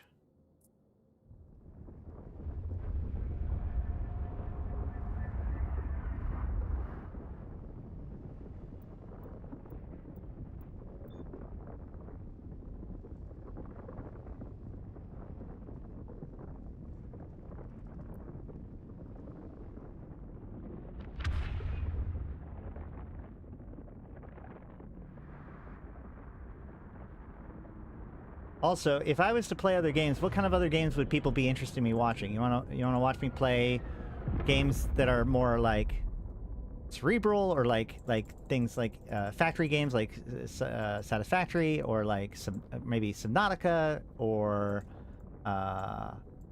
maybe like horror games? You wanna watch me get scared or something? If I wasn't going to be playing EVE Online, like on my second channel or whatever, what kind of games would people be interested in me playing? And why is it raid? No, I'm just kidding.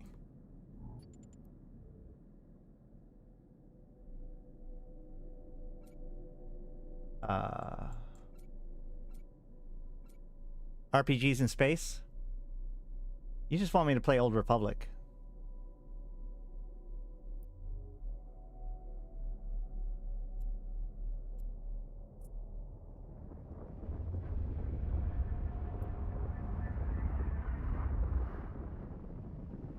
Did you play during the WASD flying controls yet? No, I didn't. I didn't realize it was going to end so soon.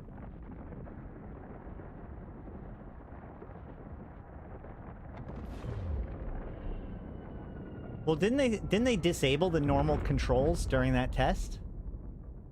Like, the idea is that you won't be able to do it the normal way? Or I guess the old way? Lordy. Let's just go ahead and dump this fuel in here.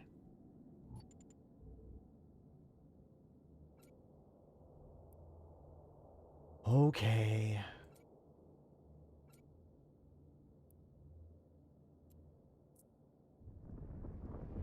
The X series? I don't own the X series. Mass Effect. I do have Mass Effect. I have Starfield. Outer Worlds is fine, but Outer Wilds, I would love to play Outer Wilds for people. I have already, so Outer Wilds, I've already, like, it's one of those games that you can only really play it once, you know, because being blind is part of it. And I have already played a lot of it, but I haven't beaten the DLC. So I could, like, introduce people to it, doing the main thing, and then we can work on the DLC together. That could be a thing to do.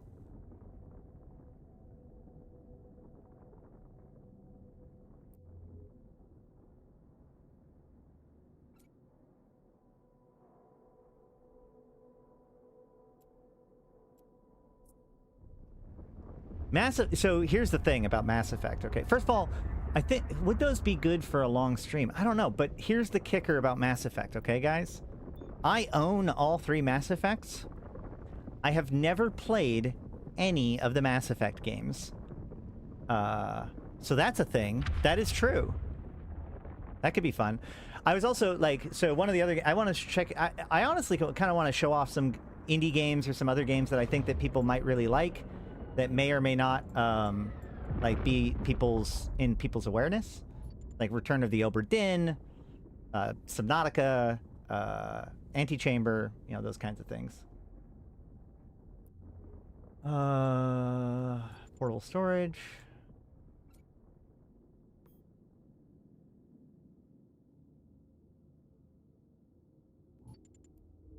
Does this have anything in it? No. Does the refiner have anything in it? Yes. Alright, let's go ahead and drop this stuff off. And then we'll disassemble all of this and bring it home. And then we will be at our new location. And we can start working on the next piece.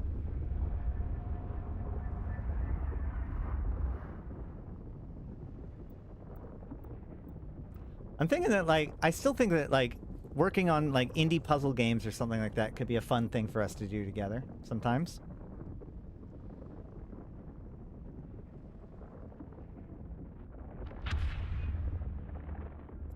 I unironically, though, want to start covering Raid more. So I'm trying to figure out, like, how I'm going to do that. If I'm going to make a dedicated channel for just Raid in the same way that this is just Eve, or use the decanted channel for that.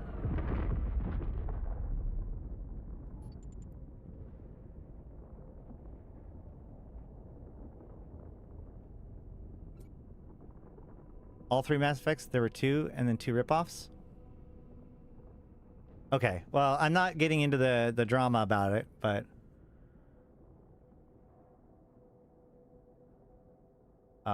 why didn't that work?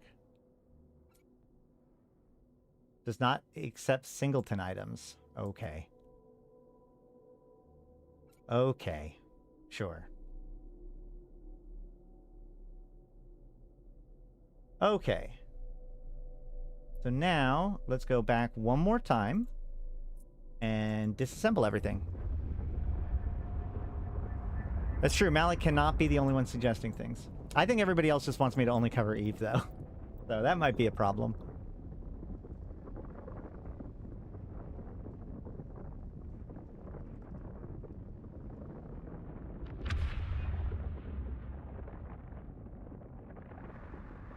Indie games sound like a fun idea. Always down to see something new.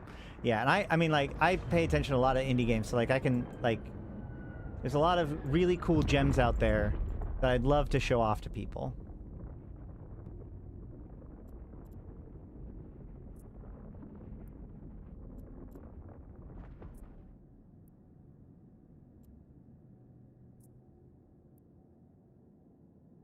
Alright, where are... There they are. Wait, enter doesn't loot all here? Why not?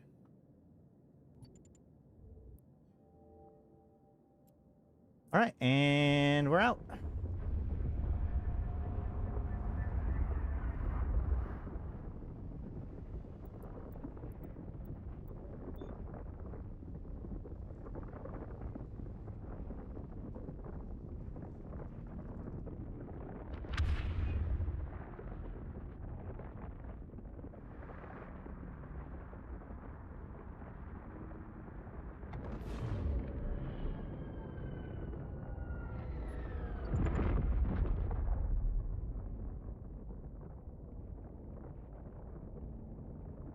Alright, so now, what do we need to build next?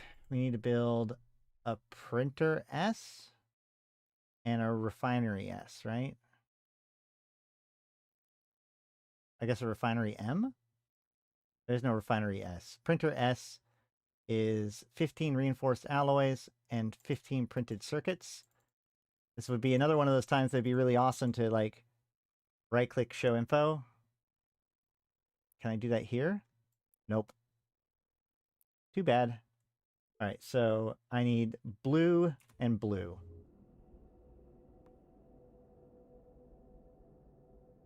So wait, okay, so I need to make... Actually, I'll need to put a portable refinery here then. In the meantime...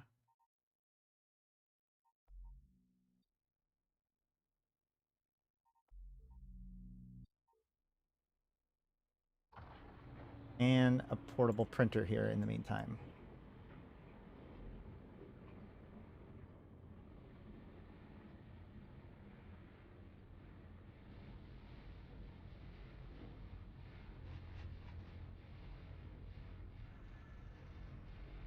Man. Oh, yeah. Okay, never mind. You can double-click it to center it. That's good. I was about to say, it should be like probes where you can double-click to center it, but you can't. So, good. Have I played Perpetuum? A long time ago. Is that game even still around? I thought they died. Like, I played that back in, like, 2012 or whatever. Like, back when... I remember, like, during the Summer of Rage, everybody got really big into Perpetuum as being, like, the replacement for EVE Online. Alright, portable refinery.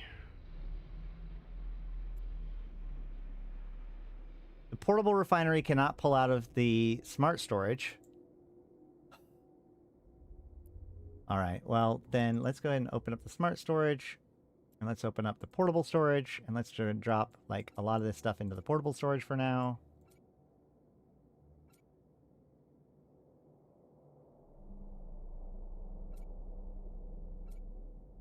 Whatever I might need. Oh yeah, this part is the part that's a lot more laggy because it's like on the chain, even though I don't think it's on the chain yet. Okay, so I need blues, right? I need the blue stuff. The 2 blue things. Does a refinery do that? No. Right? Salvage material would, but I don't have... I need to go shoot people for that. Portable printer. Here we go. Blue stuff. Do I already have blue stuff at all? Portable storage. I do have blue stuff already. So what about these blue stuff? Yes, I need this and this. I don't know how many of these I need. How much of these do I need?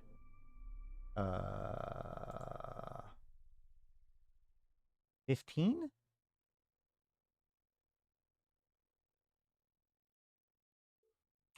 $15. And then I'm going to need more of the blue jars, too, at some point.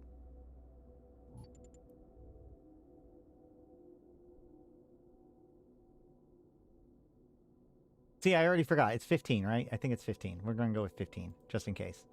Or, you know, hopefully that's fine.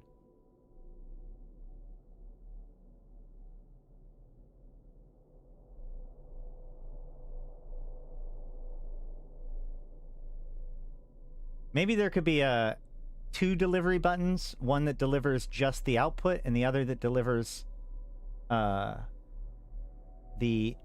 inputs as well. Oops.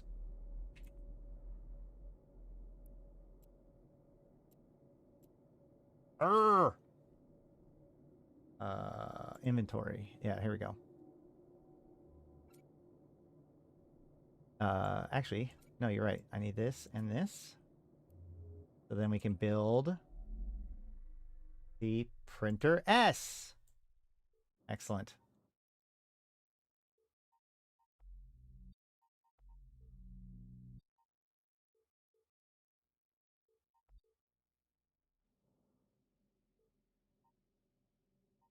We're going to put it up here with the other smart thing.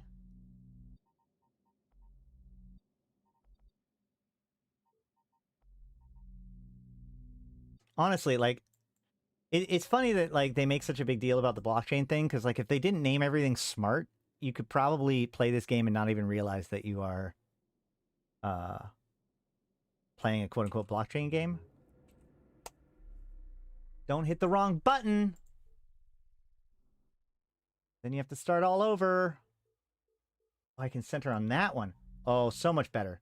So much better of an idea. Hold on. Center it on the one I want to base it off of. There we go. And then I can just move it up.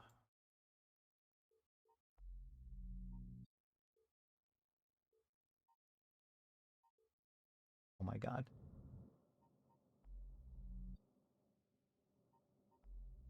Whatever. Fine. Okay, and now I need a refinery. I need more. I need blue and orange.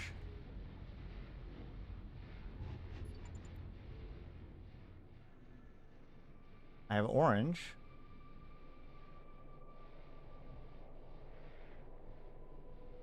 Why can't I start this right now? Oh, because I only have 15, not 90.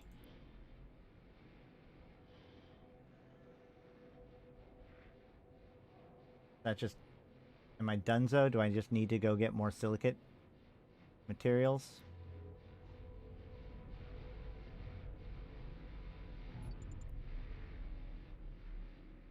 Okay, so I get most silicate materials from common ore.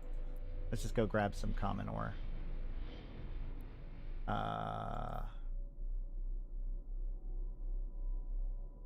Yeah. Right? Because I don't have any of that here, right? Right. Okay, so let's go get common ore. Common ore, which is asteroid field. Not rocky asteroid. Natural asteroid cluster. There we go. Majesty's spiffing. It's not too long. Oh, yeah. And I think Thran's even got me that. So that could be totally a thing to check out.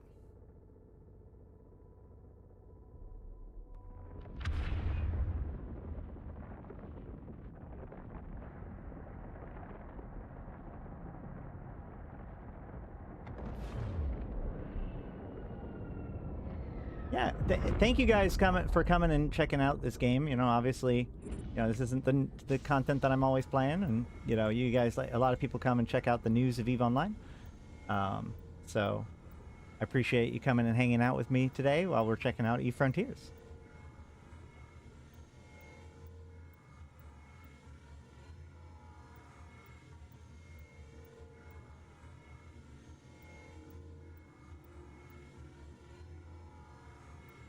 We got just around an hour and a half to go before I gotta go. Speaking of which, where's my phone? I just realized I don't know where my phone is. While this is mine, I'm gonna be right back.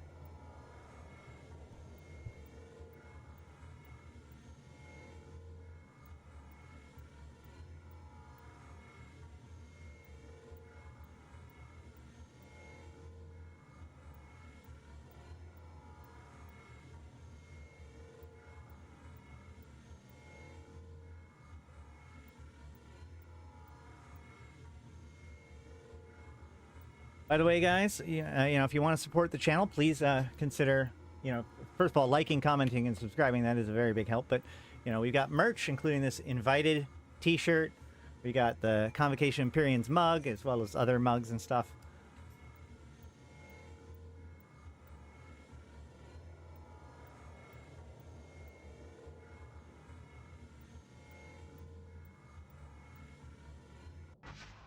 All right.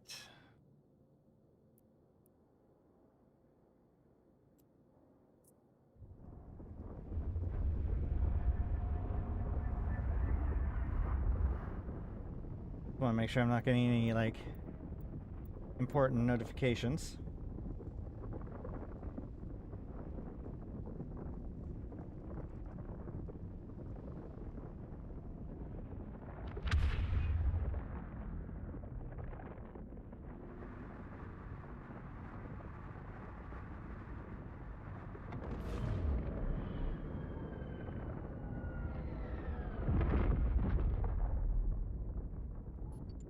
All right.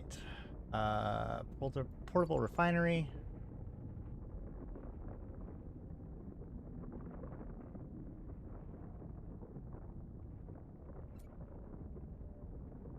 We didn't make a... Yeah, no, we haven't made the refinery yet. That's the thing we're trying to build.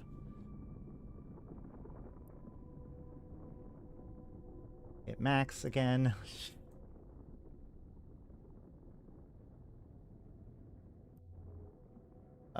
Portable storage. Where's the portable storage? There we go.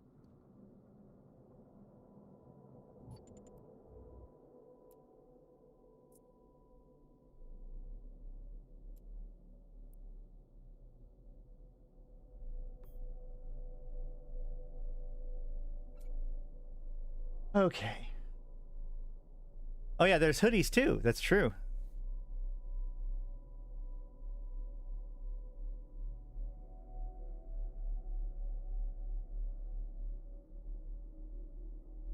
hats and totes. There's all kinds of different things. I've been seriously tempted to reach out to MeUndies about doing like a sponsorship deal, though. Unironically. Seems nice. Seems good.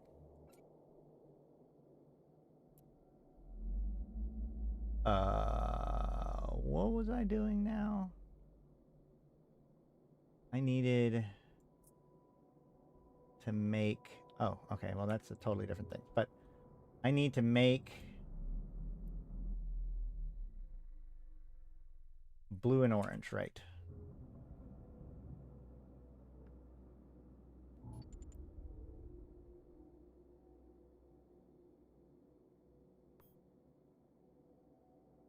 Blue?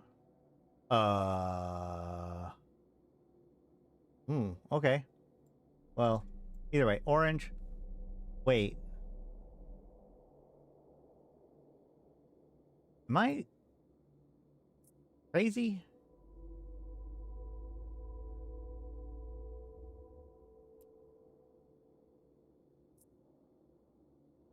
Printer S.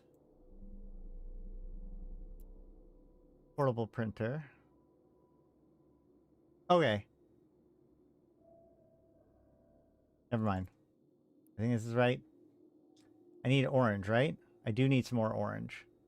So that. I don't remember how much orange I need. Like I said, I can't. Oh, I guess I can. Refinery M.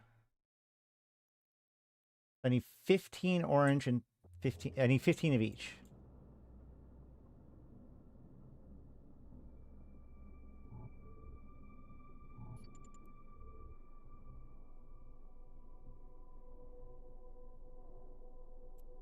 Oh, the printer S is the main one. I need the portable printer, right? Okay.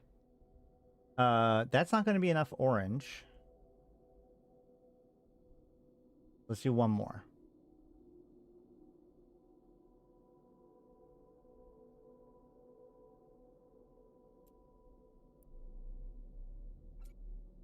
Oh, I already had 4. Dang it.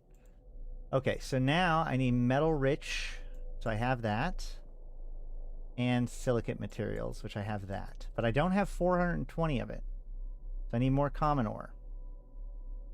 Even more common ore. Right? Yeah. I don't have that anywhere, right? Yeah. So I'm going to need more common ore.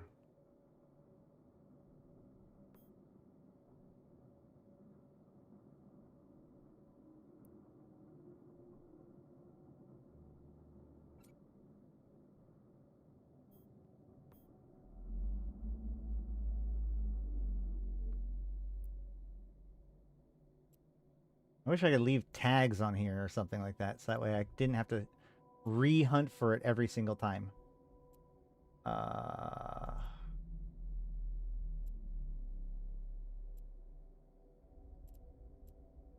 Rocky is common, right? Yeah.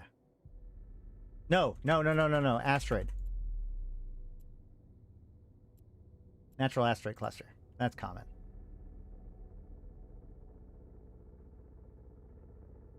Portable printer is better than printer S for blue-black thermal. Well, I don't know if it's... I mean, it's better at first, I'm pretty sure, right?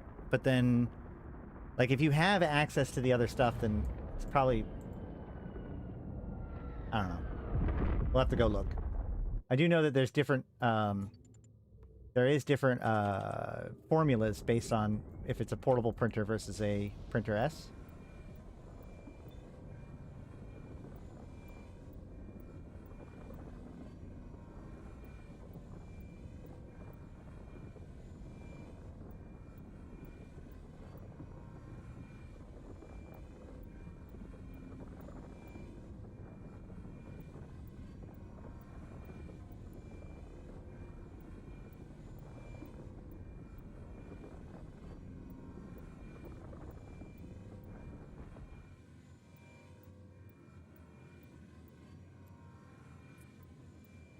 Let's see.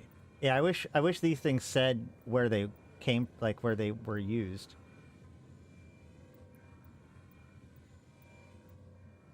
That is the secret to the Krabby Patty formula. Oh my god. Guys, I'm telling you, like, here is something, like, little gems. One of the things I'd love to share with my audience is, like, cool YouTube channels that I know of.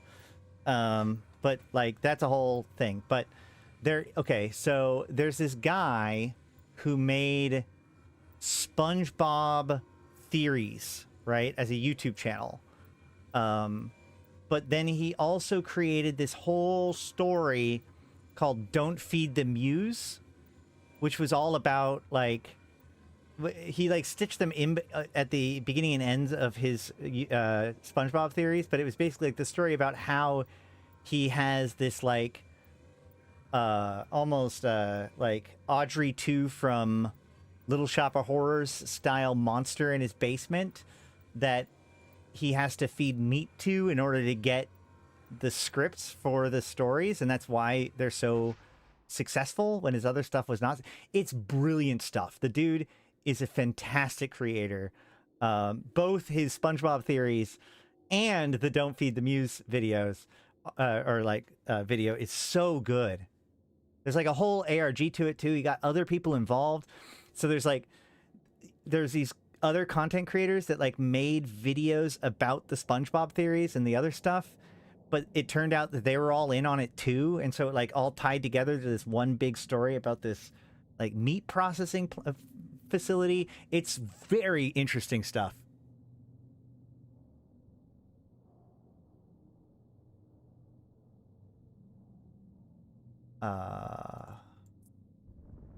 Very well done video, considering how ridiculous the content is on its face. Just the SpongeBob Theory channel.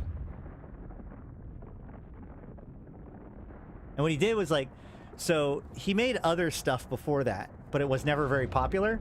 And then when he started making the SpongeBob Theories, those became really, really popular. And, like, in real life, he kind of became resentful of that fact because he wanted to make, like, more narrative story, stuff. And so he started, like, bookending his theories with these little these little scenes. And then when they were all done, he put them all together in one video that is the Don't Feed the Muse.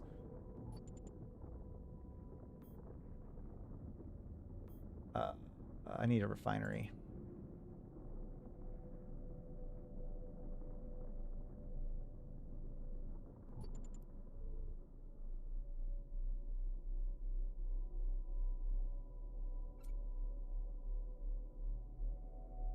Did I need common ore? I don't even know what I need anymore. I forget what's going on.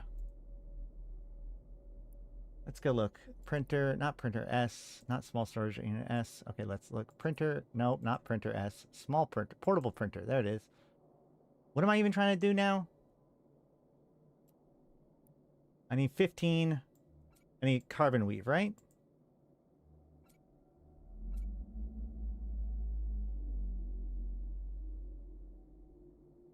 It's carbon weave, right? Is it, or is it orange? Ugh.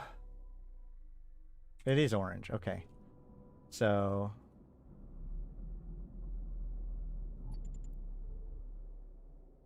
orange.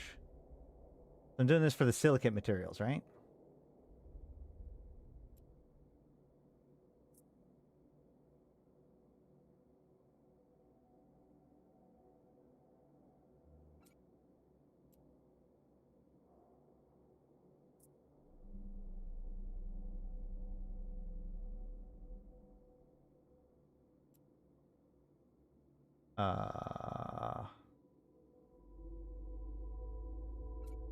There's that.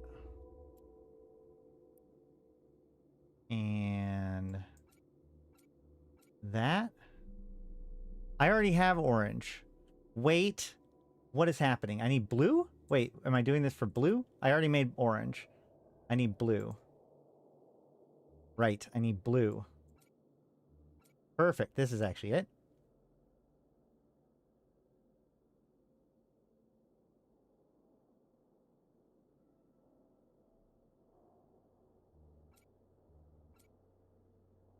Like, in my opinion, this whole section could be a drop down, right? Like, there could be like panels that fly out. So much space could be saved. And you know, it always annoys me when people make those kinds of bitches about EVE Online. But in this case, where there's multiple UIs that you want to be able to see and interact with at the same time, plus all of this dead space, it becomes extra annoying.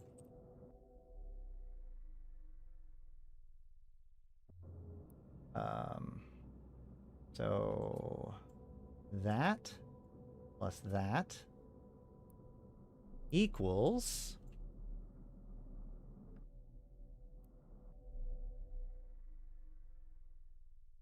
a refinery M. Hell yeah.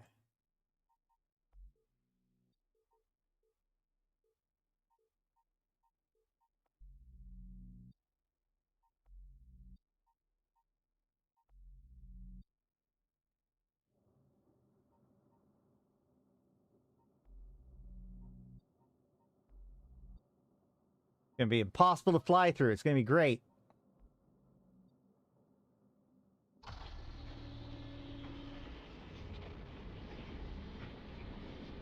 Okay. So now I've got my portable. Now I've got printer S. I've got my refinery. I've got my smart storage unit. I was hold on. Apparently it's a niche that finds you no matter how dumb it is, they'll provide. Wait, what? Which niche? I was so close to Stargate manufacturing capabilities in the last build or two, I almost made construction blocks. Wait. Yeah, I mean, making construction blocks isn't that hard per se. Making enough construction blocks can be a bit of a challenge, for sure. And I remember back when I was playing last, having a ship with enough of a cargo hold to hold all the construction blocks required was nigh impossible. So, okay. Yeah, that's a lot of stuff. Okay, so what are we doing?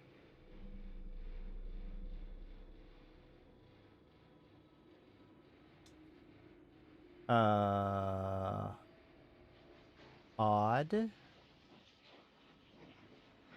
Okay, so just because I have a printer S doesn't mean that I get rid of the portable printer, because the portable printer can make things that I need.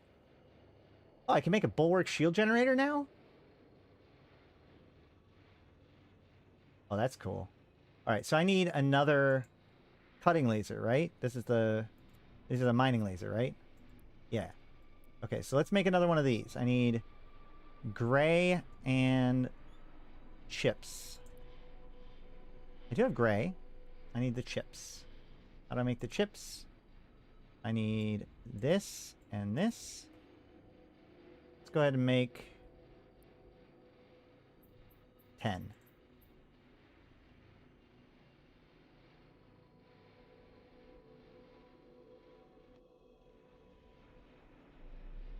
It is absolutely wild to me that the portable printer is able to print things that the printer S cannot. It just seems so... like, why are you doing it that way?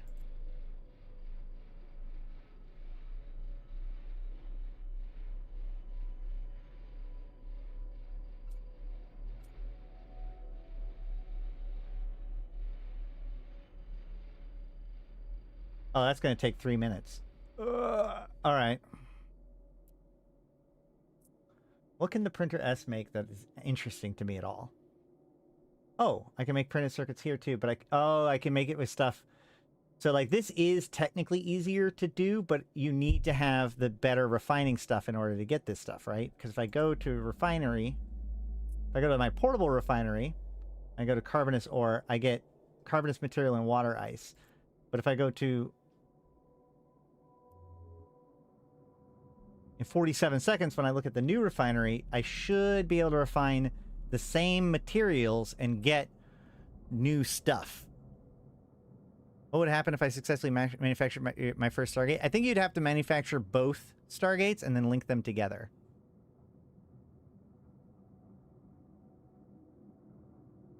So you could have deployed the Stargate, but you wouldn't have anything to link to.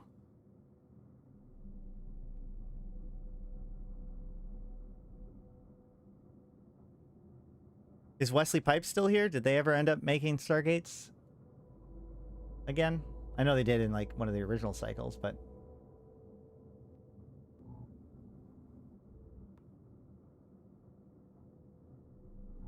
all right. So now we have a better refinery, right? So if we go here, nope, it's the same stuff.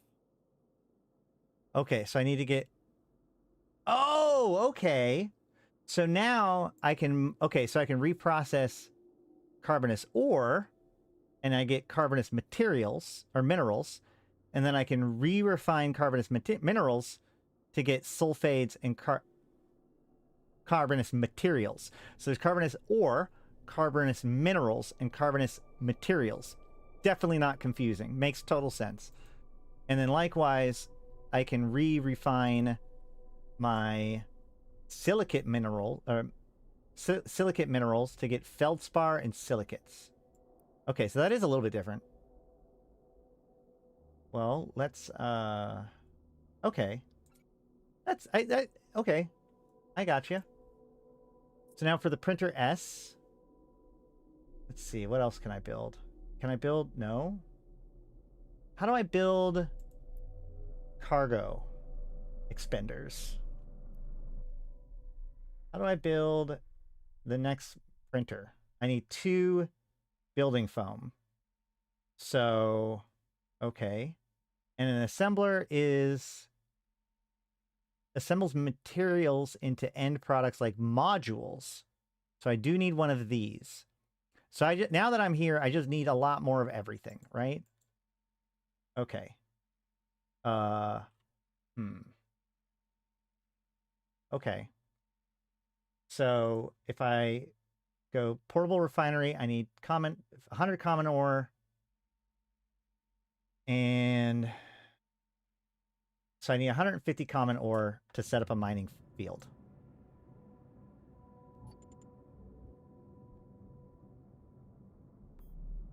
I don't have that.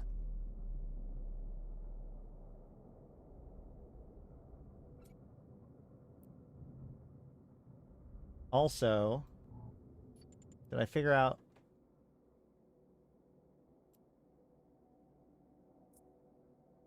This is printing, right? Yes. Okay, great. That's done. Now, what about synthetic mining lenses? Silicate minerals. Okay. So I want to make like 10 of these? No. I want to make... Yeah. I want to make 10 of these.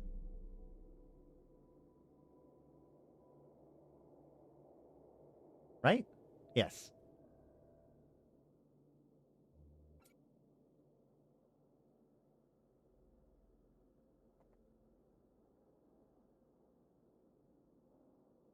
Okay, so now I've got my mining lasers. Now I need to make a refuge so I can refit. That is metal-rich ore. I don't by chance have that laying around, do I? I do not. I assume I don't have any in my big storage either. I do. Hey, look at that. So now if I build a refuge...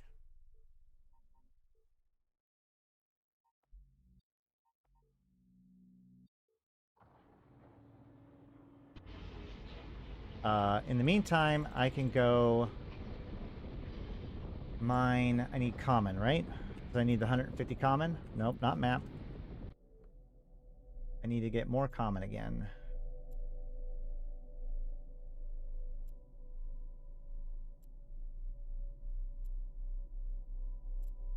Natural asteroids?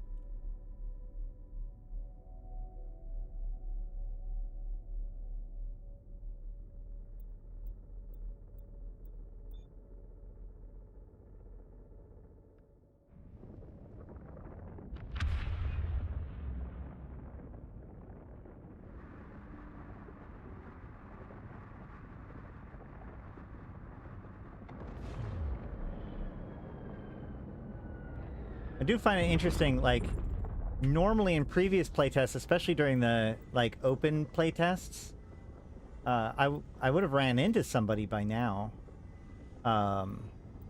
Especially since I had to self-destruct and start over, so, like, I would assume that that would start me in a place that, like, a lot of people are given that option. But, no, apparently I haven't seen anybody.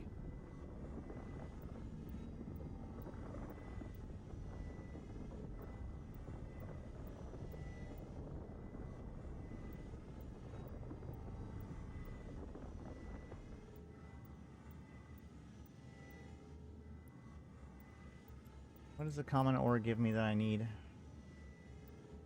Carbonous materials, silicate materials? I mean, somewhat. I need metal, though, right? I need...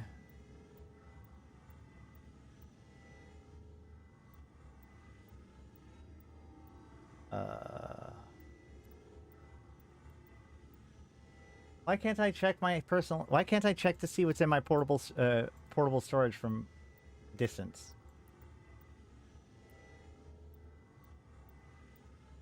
You didn't see anyone either, but all the L points were occupied?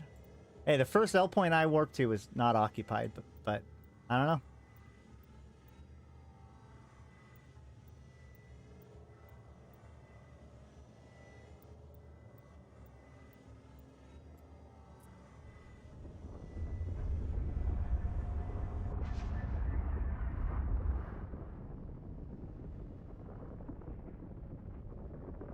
Oh, yeah, I should have actually fit the other mining laser first, but whatever, we're here.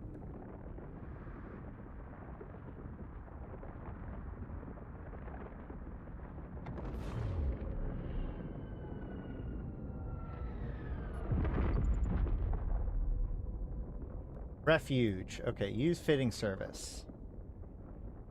So from there, I can grab this mining laser and put it on, right? And then I can put a synthetic mine crystal in there.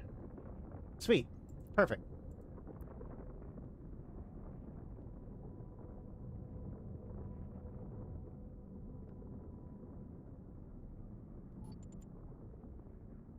And this should have my... Oh. Where did my crystals go? I do have it. Okay, there they are.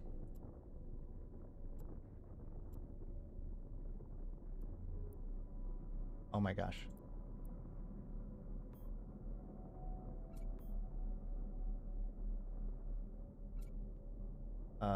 And I need only 150 carbon ores, so I need 250? Is that right? Yeah. Hey, I can math.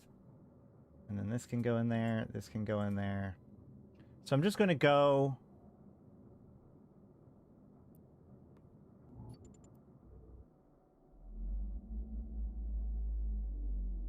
I need... Actually, hold on. Does this work? Deep core... metallic ore. Does that require special lasers to mine?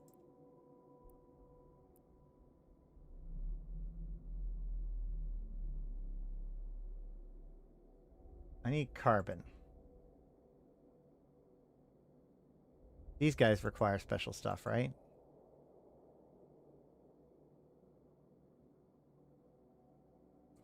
So carbonous ore, carbonous materials or minerals.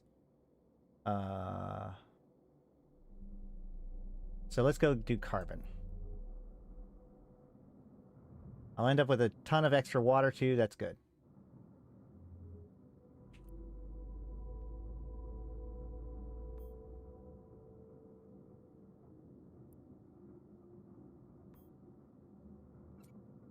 Oh, no. Shoot, I'm so dumb.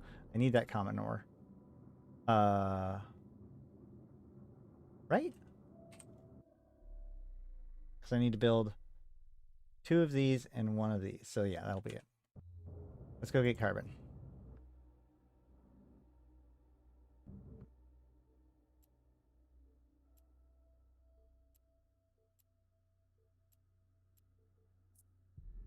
Hey, what's up? Helix, right?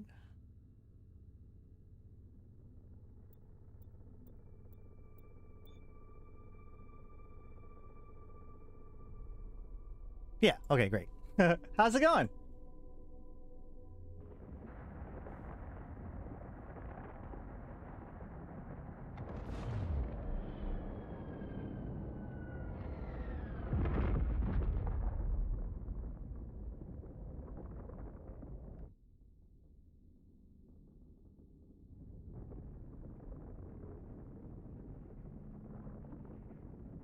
Now afterburner's on the 4 key instead of the 3 key because I have 2 lasers.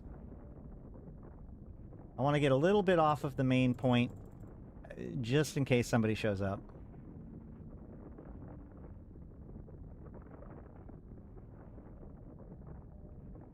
Soify has all 3 types of ore. I'm okay. What? I don't know what you just said.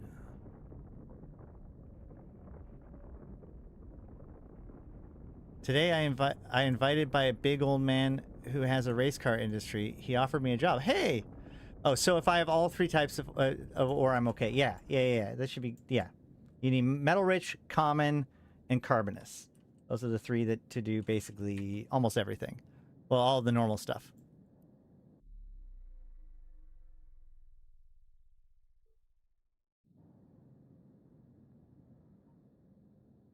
Build a refinery.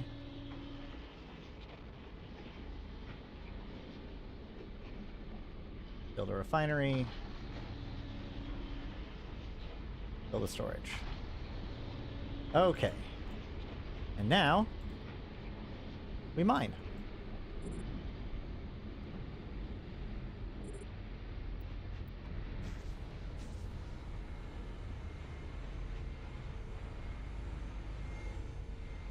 Yeah, no problem. Yeah, to get all of the basic stuff, like basically up until almost tier 2, more or less, you need just those 3 things, yeah. It's only it's almost 1 a.m. here. Got to go to the insurance company today. All right, well, get some rest then. Yes, like the stream for the guineas. Turn off my afterburner. Oh.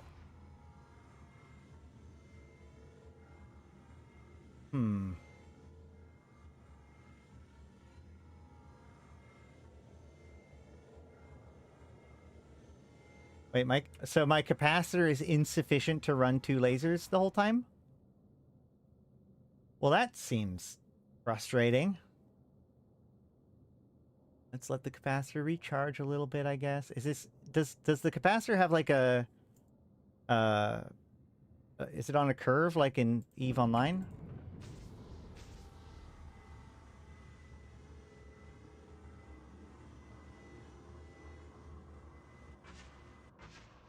Oh, my ship's cargo hold is full. Haha, that's different. That's a different reason.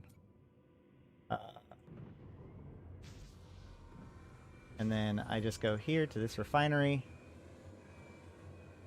And I go to... What am I doing? Carbonous ore. Max. Get to processing. And then I do the other portable refinery. And I grab this carbonous ore. And max. And get to refining.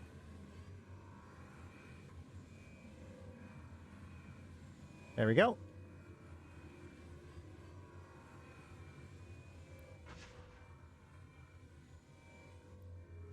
Did I run out of capacitor again? I did. You can't... I don't have enough capacitor to run both lasers? Can't burst mine for about 500 units. Still faster than using 1 crystal. Okay. Ah.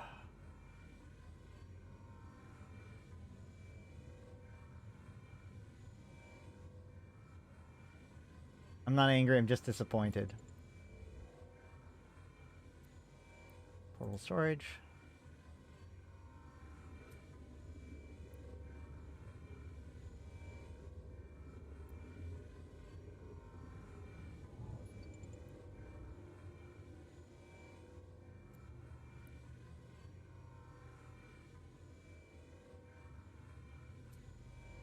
Right, that's why I needed 2 refineries, because I sit here and I also reprocess the water into fuel while we're at it.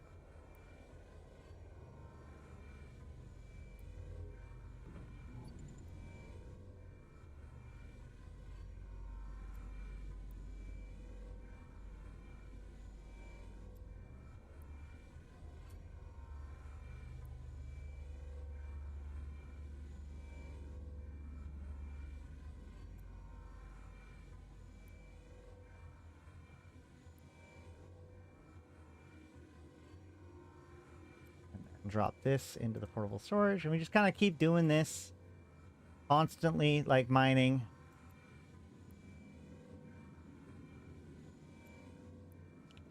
And then just dropping whatever we mine into this, and then reprocessing it or refining it some more.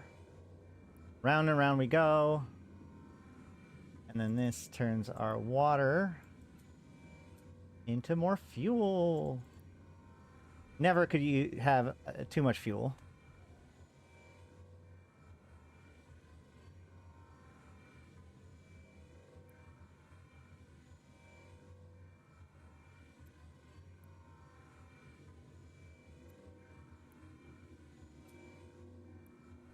You just kind of keep doing this for a little while. Shuffling things around. I do not like the fact that I have to select I have to swap between the portable storage and like that on the drop down there over and over and over again. I know it's probably just the nature of the way I'm doing it, which means like because I do have to switch. No, I don't know. It's still better than it was. Still better than it was.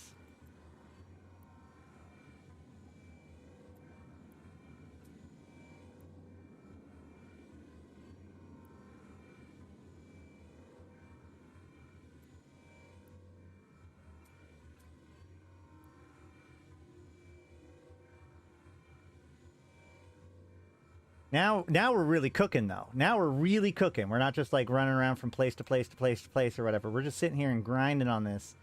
Getting this rock eaten. Which feels kind of good.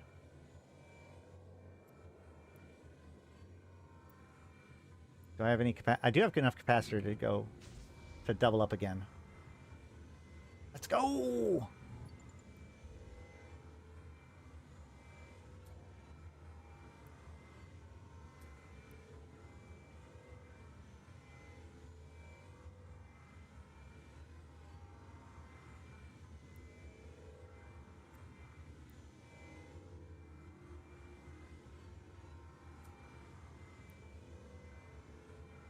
Okay.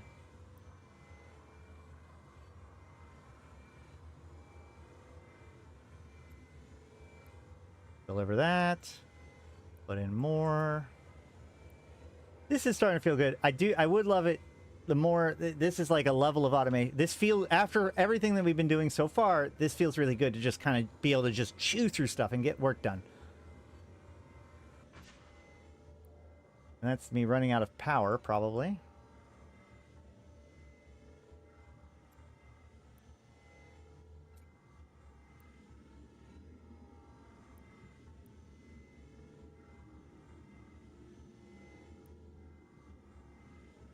Can I lock my storage unit? Probably. Should be able to. Why would you want to? The only reason why you need to lock it is to shoot it, right?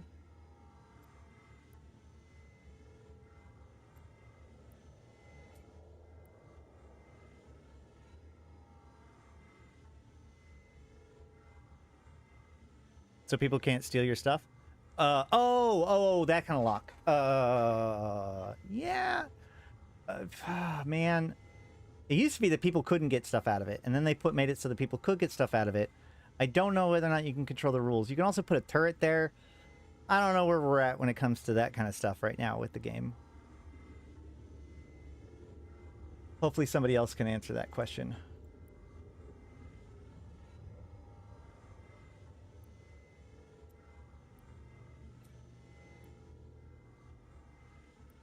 And go make more fuel.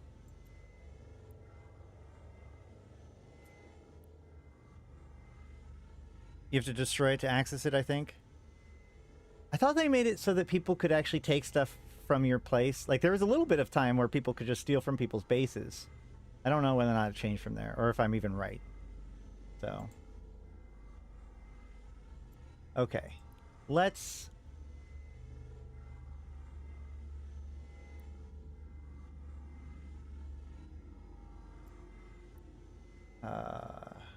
deliver that. Go ahead and shut down the laser real quick, just to see. Do one last little process. And then get this over to the other place to see where we're at with stuff. because something tells me we've already made quite a bit of space worth of stuff. Yeah, this is already going to be 2 trips to get home.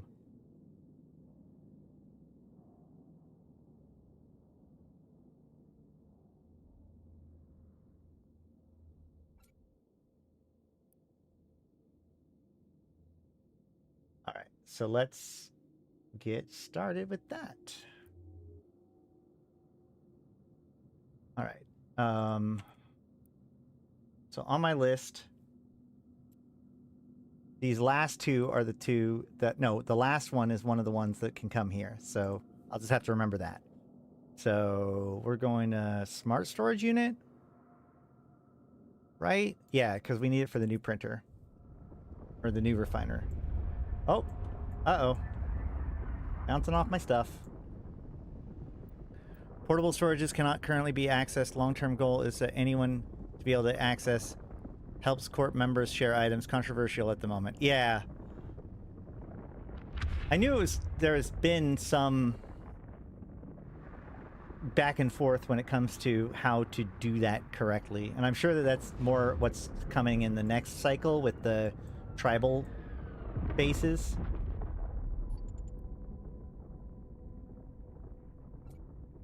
Oh. I can go here, right? Because, like, then I can go to the refinery.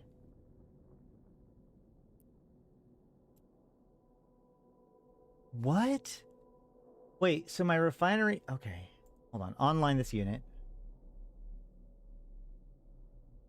So this, which takes carbonous minerals... I can't... I thought they made it so that I can take things from the smart storage directly into the refinery. But I can only do it with the portable storage? That seems dumb, right? Am I doing this wrong? Oh, I can name these things. That's good.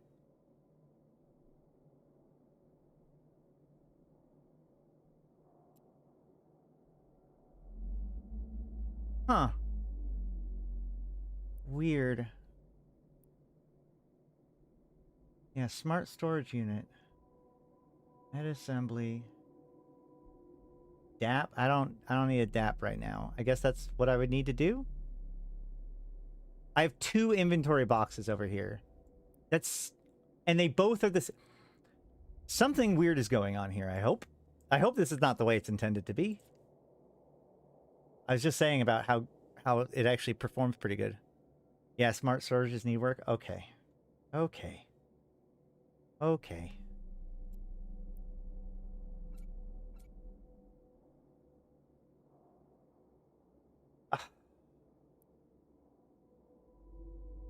We'll just cancel that. Hit max. And then do it again. Alright, so now I go to the bottom portable storage. It's so weird that portable equipment is actually better than the established equipment in a lot of ways. And we've got about 30 minutes, a little bit more to go. So if anybody has any questions, comments, something I should check out, or anything like that, let me know.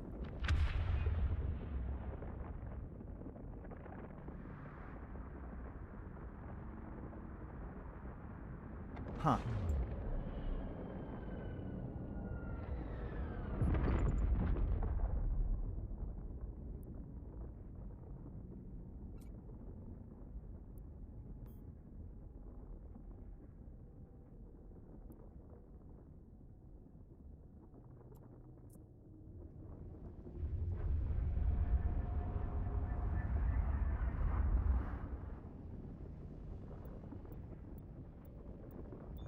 So, Sam, how do you know so much about what's going on? Have you been playing this whole time?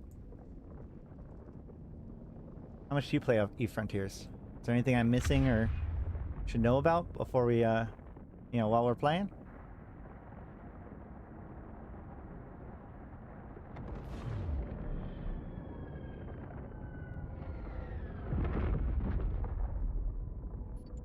I guess we just drop it into the portable storage, right?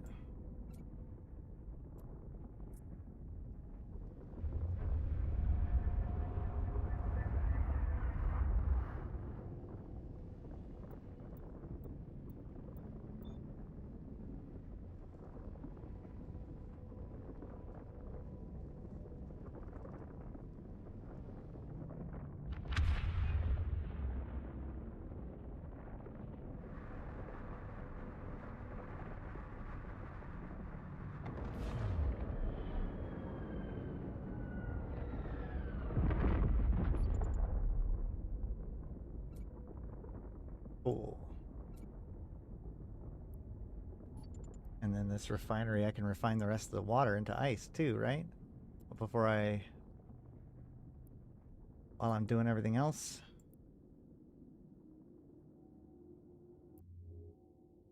But this is full.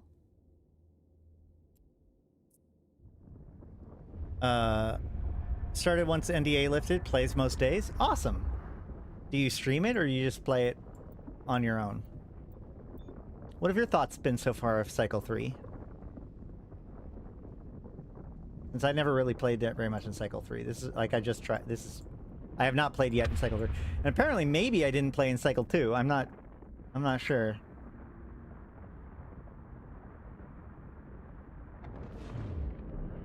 By the way, there is a referral link down below if you are interested in checking out the game. Well, you can try out the game for free right now, but if you want to pick up one of the packs that let you play long term, there is a code down below that you can use to give me credit for sending you.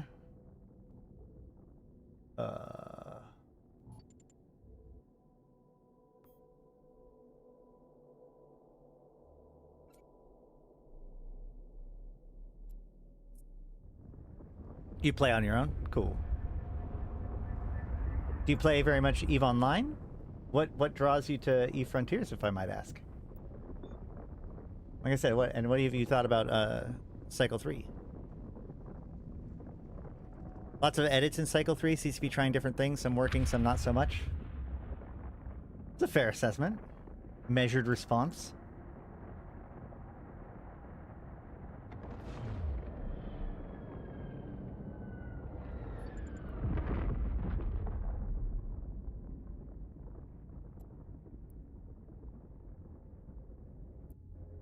Alright, and portable storage.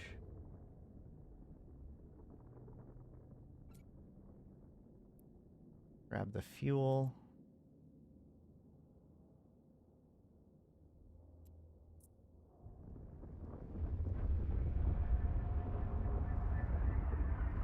I don't know. I am kind of excited for Cycle 4, but I won't lie, as long as there is constant wipes, it's hard to really all in. Because, like, this takes a lot of work. This is just a lot of work, right? And that's fine if that work pays off. But, you know, in a world in which it's just going to get wiped again, it's really hard to commit long-term to something. In my opinion. Obviously, people are doing it.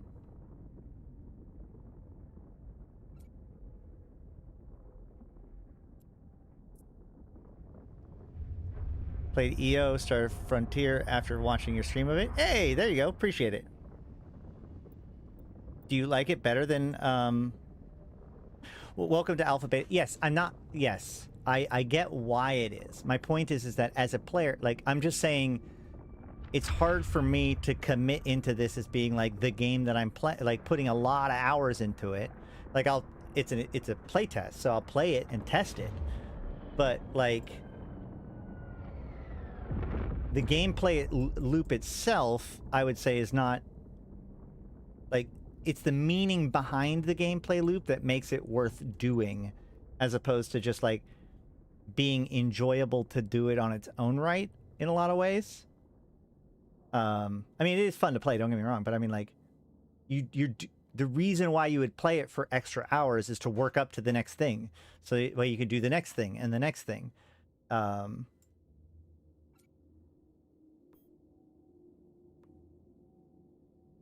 But it is definitely coming along. And I commend anybody who does, like, you know, really commit to making something cool. And there's quite a few groups that are actually doing some pretty cool stuff in the game, for sure. I just, again, have difficulty committing time to this game beyond just reviewing it on stream like this. While EVE Online as a game already, you know, exists, right? Like, I could spend 3 hours mining in EVE Frontiers, or I could spend 3 hours mining in EVE Online. the progress in EVE Online feels more real, right? Anything I progress in EVE Online, like that's just like this is the ongoing story. So I don't know.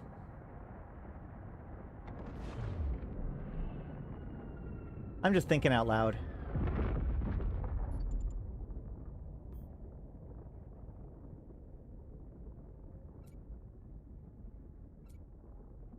Okay, so let's see here.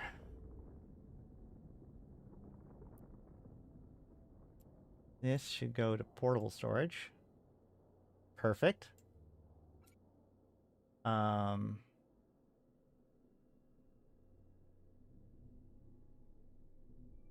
So that's the carbonous materials. What about... I actually really like this system better because it used to be that if you mined, or if you reprocessed these ores in one place, you got one thing, and if you reprocess another place, you got another thing. Now, you can just take that one thing and reprocess it to get the other thing. So that makes it so that, like, refining in a portable refiner doesn't feel like you're wasting things. Like, it used to be like, oh shit, do I have to lug everything back to every single time to get everything out of it? Or can I do what I did here, which is like make that one little mining space to like crank out a whole bunch of stuff at once? I like that other one. I like this a lot better. So, you know, I didn't have to sacrifice that in order to get the materials that I wanted. So that's neat. In the meantime, though, I got to remember what the hell I'm even wanting to do this for. Printer S? It's probably a printer S thing, right? I do need building foam, but that's not what I was going for.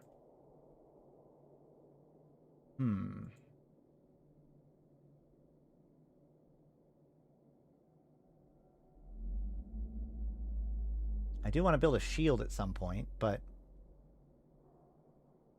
Carbon weave. Okay. So carbon weave can just be made by a bunch of carbonous materials. How much? So I made enough. I got enough for 28 carbon weave in that amount of time. So I'd have to do a lot more than that in order to even get the first few things, right? Because I need... So I need... Oh, okay. So how do I get blue stuff?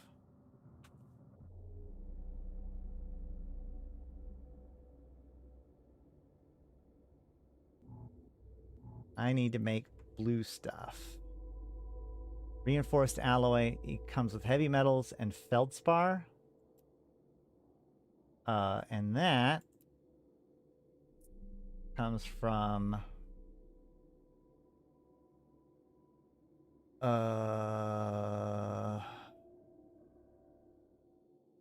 feldspar on silicates. So that's common ore, right? And then heavy metals come from metal-rich minerals. Yeah, like, so before, metal-rich would give you silicate and this heavy metal. And then if you reprocessed it in a refinery M, then you would also get precious metals. So now you have to do it like in 2 stages, but you get all 3 minerals. Hey, what's up? Oh, shizzle. Sheesh. I showed up for the WASD, but it didn't do more than that. What did you think of the WASD? Because I didn't get a chance to try it. Okay, so... I need blues.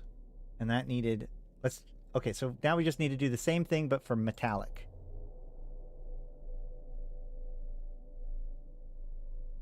And then I think we're probably going to be running out of time soon, unfortunately. But I think I get the feel of it so far. I hope you guys do too. So now what I'm going to do is I'm going to warp to my setup of this is the part of this is actually one of the things I really like about this game. It feels really good. So, you know, I set up that little refinery apparatus there and was able to mine a whole bunch very efficiently right there. And that was cool. If you're not build a cargo extender 2, I need to build an assembler first.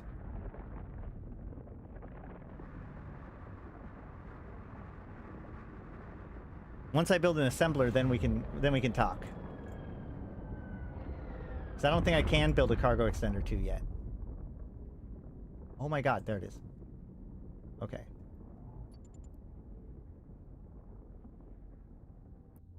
We're gonna dismantle. Dismantle.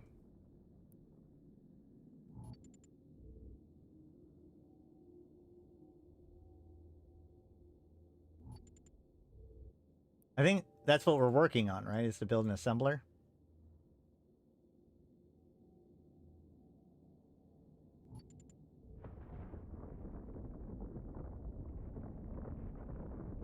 I assume that I need an assembler to build a cargo extender. I haven't actually found one. I found it yet, so I'm just assuming that it's in the thing that I don't have that says it's for modules.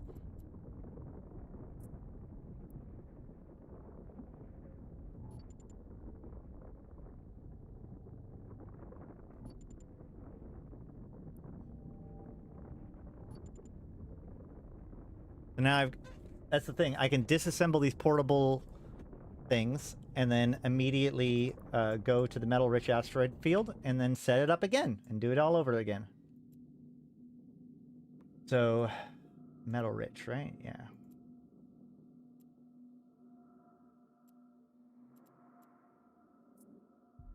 There's combat in this game too, and that's actually pretty cool because you can line of sight things, and like the piloting is far more physics-based than EVE Online's.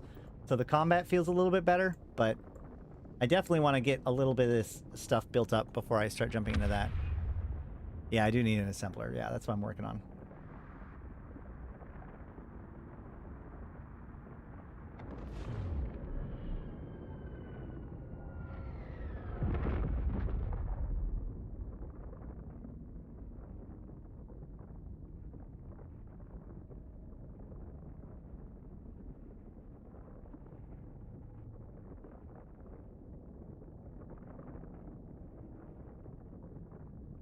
I'm so pumped for Winter Nexus, guys. I'm not even joking.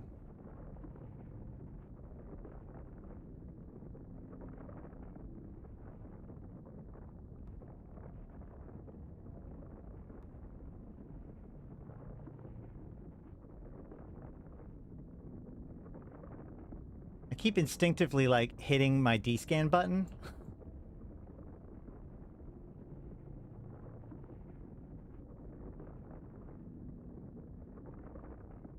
Alright, so now, once again, we just set up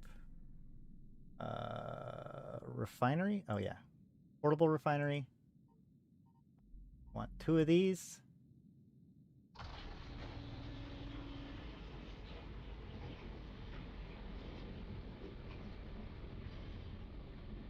And a portable storage. Now, I commence mining.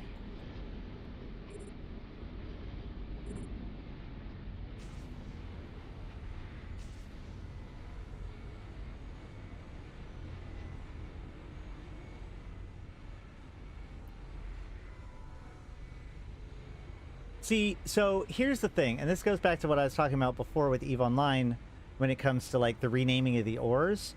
Like, there's these periods of downtime, like, right now, right?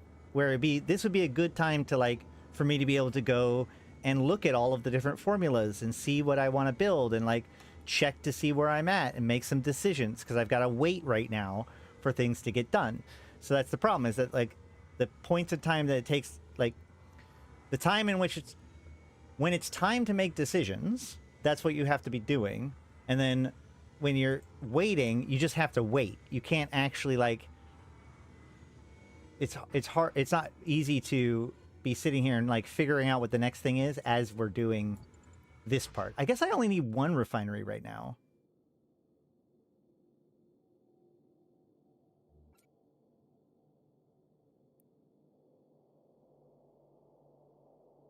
But either way. Best weapon is the coil gun. Longest range, high kinetic damage. Yeah, that was the same before too.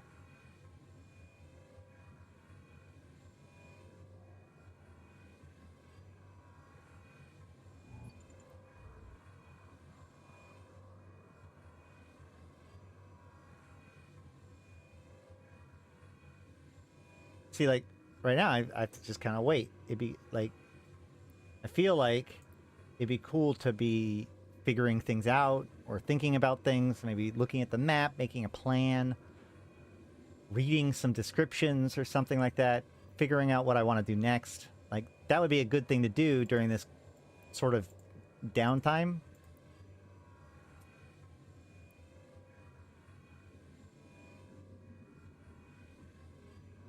You would look up recipes for what to build, not does dense person.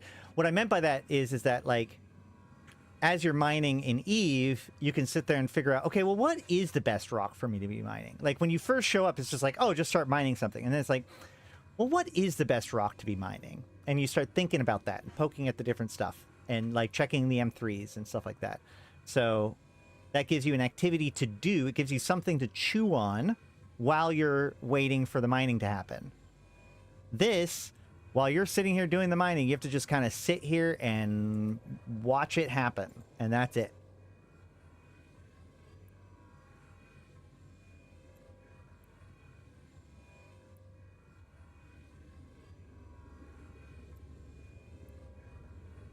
Which, I mean, it does feel kind of good to have all these different plates spinning and stuff like that. Like, I'm constantly... This is a much more active way of mining than EVE Online's mining, because I'm reprocessing at the same time, and I have these different facilities and stuff, and I'm swapping things around.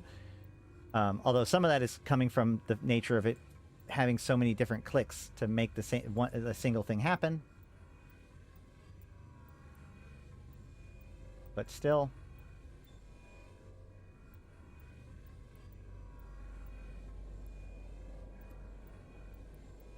I would also love it if I could just drop down an auto miner so then I can warp between different places as a way of dealing with stuff, but that's a whole nother thing. You could chew on what to do with the ore, not figuring out which ore is higher value at the same type. You should chew on what to do with the ore. Well, yeah. Although, like in EVE, most of the time when you're mining, you actually don't necessarily think about what you're doing with the ore too much, because a lot of the time when you're mining, it's just to sell it. But yeah, I mean, like, that is a total thing to do too. But, like, I guess I could, yeah, I can look at the different formulas and stuff, but I can't even really get meaningful information out of that. I certainly can't be like, okay, well, why do I want metal-rich minerals? Actually, okay, you know what? Fuck it. Never mind. It kind of works. Ish. If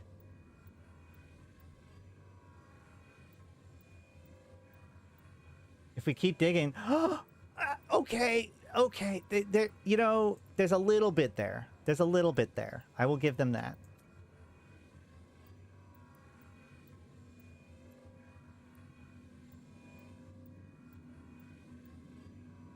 Frontier needs a better way to look at blueprints, etc. Yeah. Also, this doesn't need to be a full screen thing. Can't stress that enough.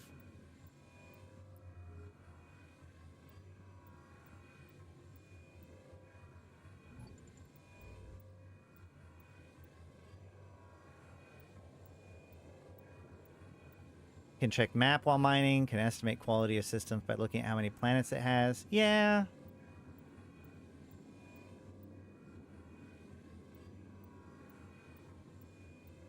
I guess so. Oops.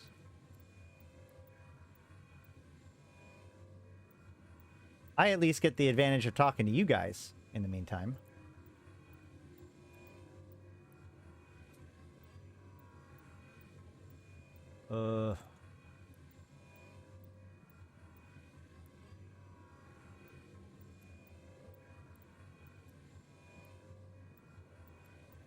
Okay, so actually, here's a good question. I want to know how much... Okay, so I need these metal-rich minerals in order to make this. I need 10 for every 190 heavy metals. I need that for... We're doing this for blue, right? We're just doing it for reinforced. Okay, so I need 1,000 heavy metals, which that will come from 9 or so of these, which is 90 of those.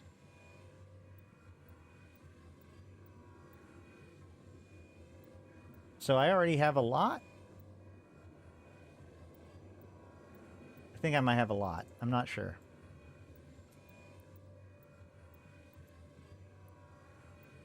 Well, then let's go ahead and go check that out real quick. Let's see what happens. See, I sit here and complain about stuff out loud just to be able to work through it in my head. And now, yeah, like I did kind of the exact thing that I was hoping to, which is like, okay, well, as I'm figuring this out, like, oh yeah, let me remind myself, how much of this stuff do I need? This game does lend it to having a dedicated hauler, though. Have some miners refining. Haulers take refined stuff to the base. Yeah, this feels so much like cooperation can be a really powerful piece to it.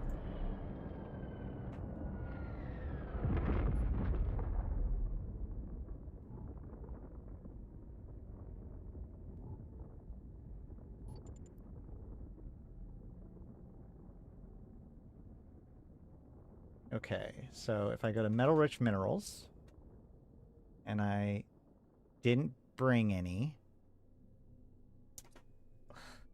All right, well.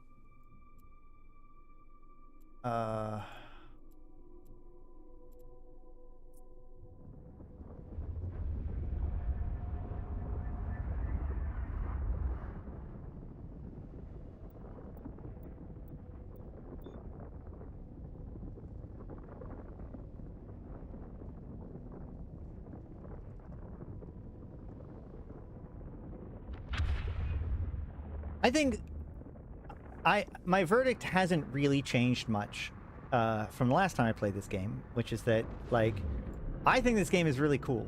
And it has so much potential, and my mind, like, reels with the possibilities. Can't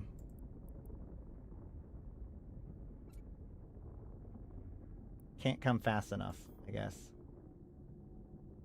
What I'll say.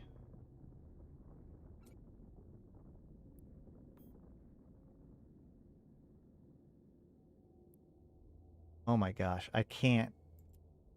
There's so much. Spread out the mining too, which means multiple warp areas to coordinate. Yeah, that is true. Yeah, that is cool, kind of cool how you need to go to these different mineral fields in order to get the different stuff. And yet it still feels very obtainable. Like this is a thing that like you could do.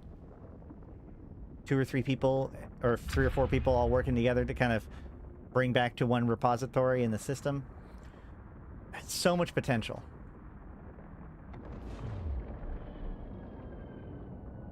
Has anybody done? I know Wesley Pipes was here earlier, but Sam, have you done any? You only play by yourself, right? Do you play? Do you have a? Are you part of a tribe? Do you guys have you been doing anything?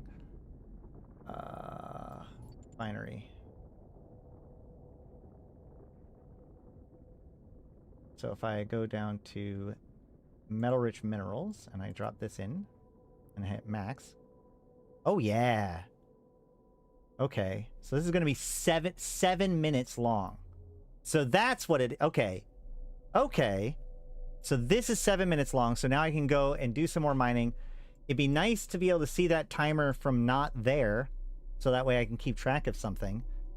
It's 35 after now.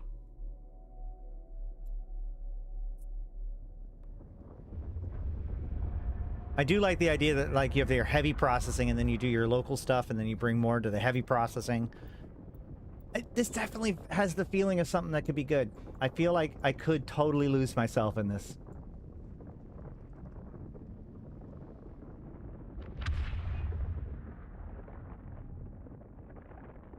I mean, I know I can. I did last time. I lost a couple of days to just running around and doing the mining.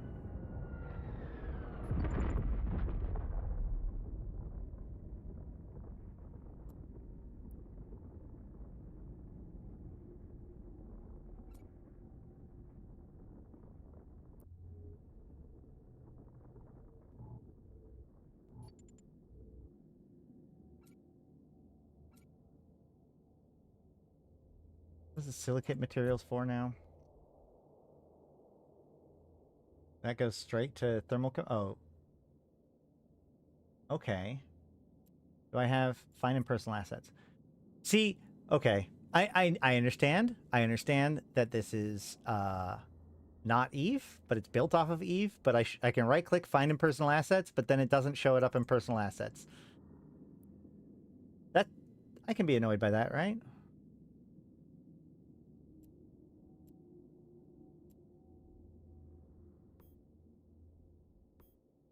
Well, let's go ahead and get that over there then. See what we see.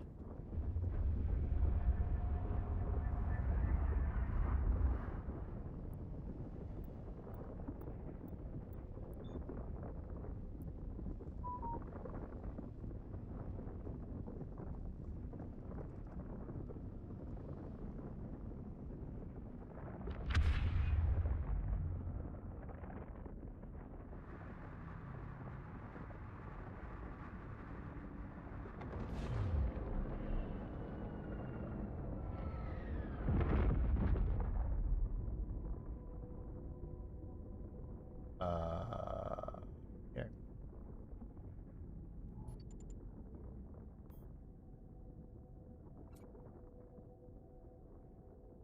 But then portable refinery? Is that gonna work for this? No.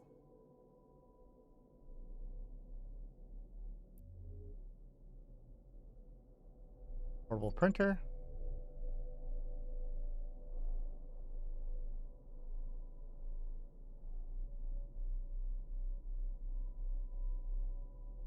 Okay.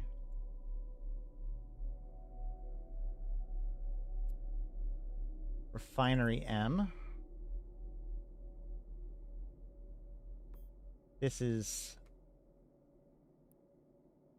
where that formula is, right? The silicates.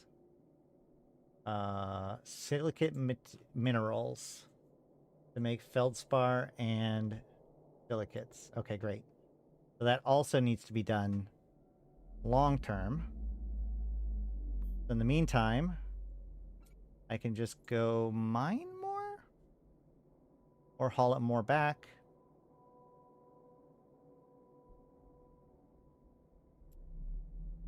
Enter S.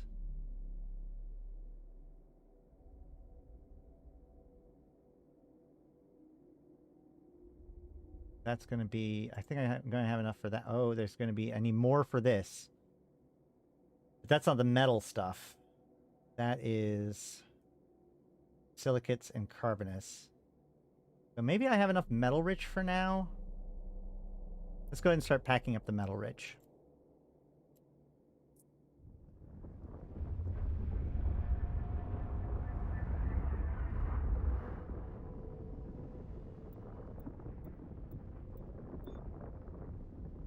And we are going to be wrapping things up in about 10 minutes or so.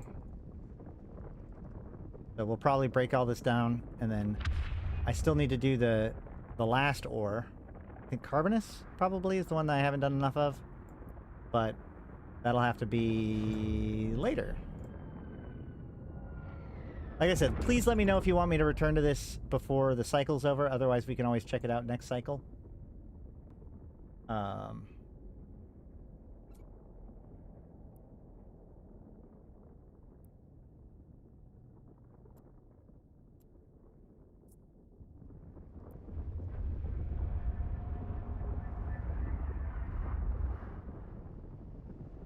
And also, like I said, anything else that you want me to check out or games that I should play. We will be doing more Eve stuff tomorrow, covering the winter event news and stuff, although, like I said, there's still a lot of unknowns about the winter event. So we'll talk about the winter event and what it actually is going to be, and especially the lore behind it as we lead up to the winter event. But it starts on the 12th, right? When does it start? Hold on. Winter Nexus starts... Yeah, 9th. From the 9th of December. So that would be... next Tuesday is going to be the start of the winter event. Yeah, it ends on the 12th. Are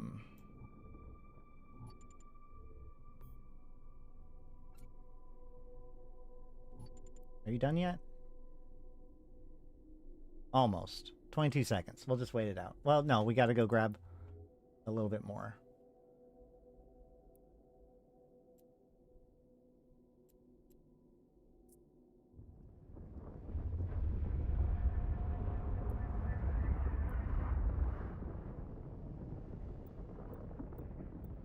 Mining and manufacturing is certainly much more of a like a full active playstyle than Eve, where you just kind of hit the compress button every few minutes.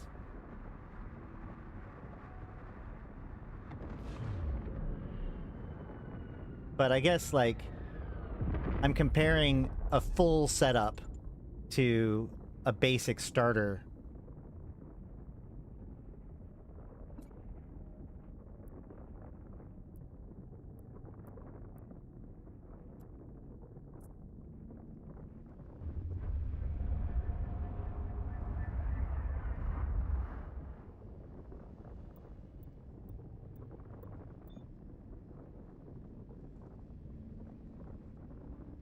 I'm actually really sad that I didn't get to play the WASD commands playtest. We'll have to see how they update it in Cycle 4.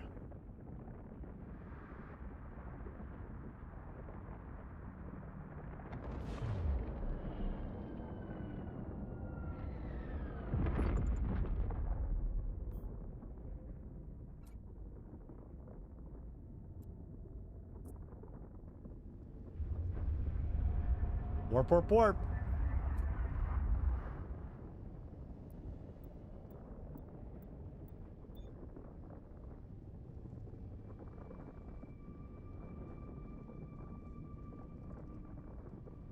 Right? Okay. Whew. I was like, we are warping, right?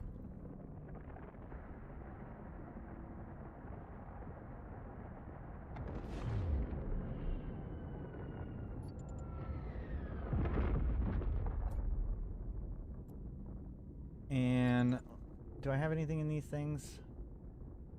Yes. What about the other one? No.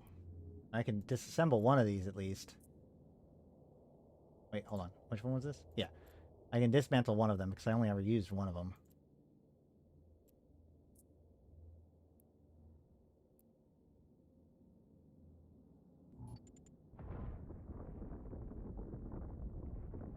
It's strange that you can dismantle it into a can that you then cannot reach. It's just kind of funny.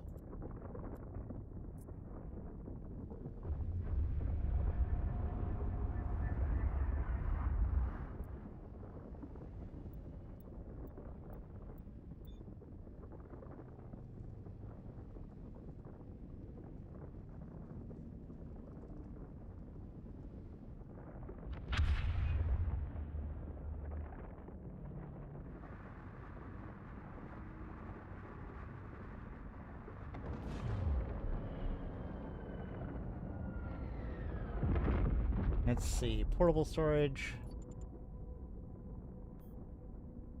Put all this stuff in here. Wait, what? Hold on. My portable storage is full. No! Alright, well. Let's check the refinery. Well, some of this stuff... Man, that's unfortunate. But let's see here. This is done, but I can't get rid of this. I can do this. Haha! That was cheeky. But now I've got all this ore in here that I can't do anything with besides reprocess it. Which might be fine. Do I need the metal rich ore for anything else? Let's look. Show info. I do need it. This doesn't tell me where it gets manufactured from, but it does need... Okay, so I've got... Oh. Alright. Printer S. Blue. Doesn't require that stuff. Okay, great. So I can just reprocess this.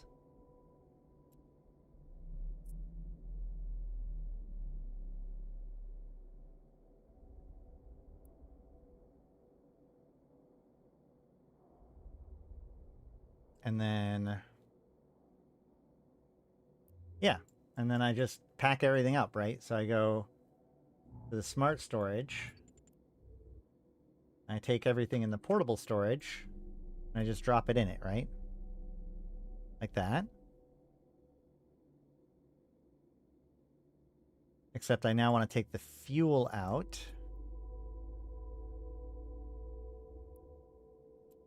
I'll put the fuel in portable storage for now. And then I can go to network node. And I can fill up the network node with fuel. I have to put in the correct number of units still? Boo. All right, 1,200?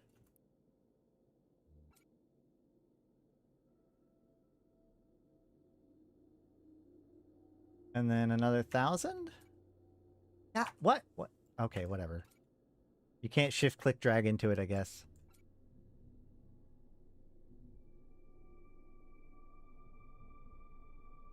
Whatever, good enough. All right, and then... So then smart storage gets everything else.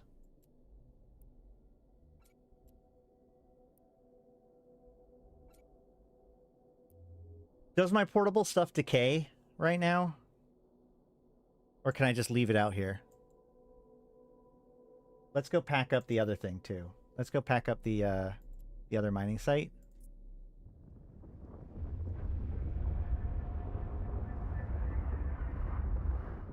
I don't even know. Did portable stuff decay?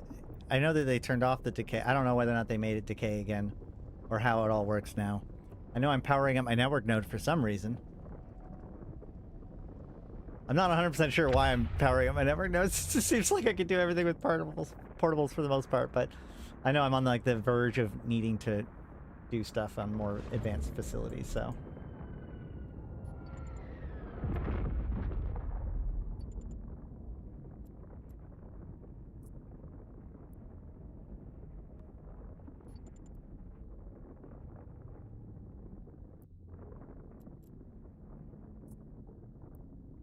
All right, dismantled.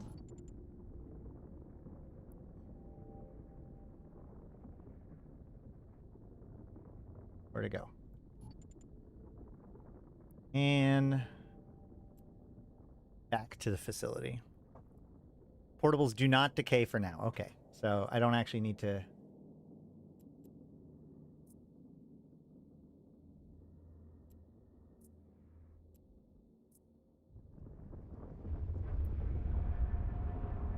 It is very nerve-wracking that I could just, like, right-click on this last one and accidentally... Not that one. Wait. Yeah, there's one of them. Yeah, if I was not warping right now. You can right-click on it and just jump straight from there, so I might accidentally, like, just jump between systems. I might want to go take that one down just for that reason alone.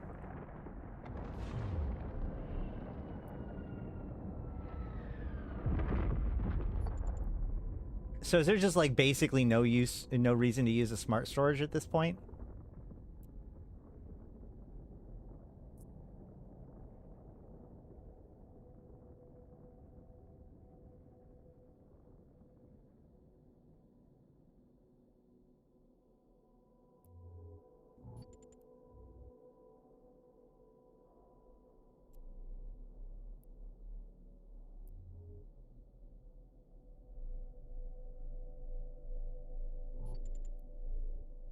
All right, well, I think that's it for me today.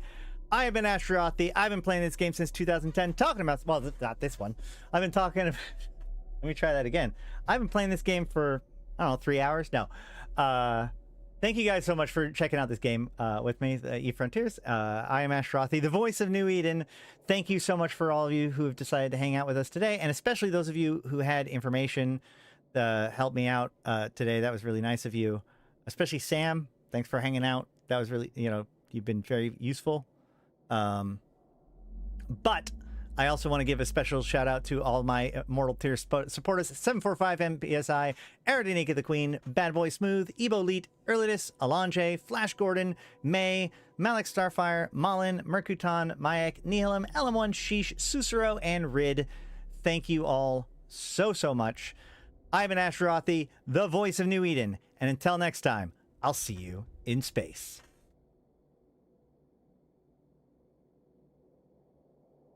Oh no, where's my thing? There it is.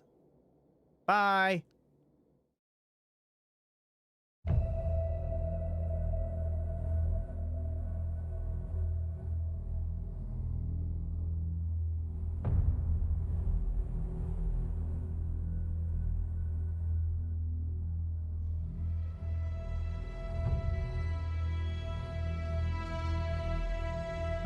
Bring on the wrecking machine.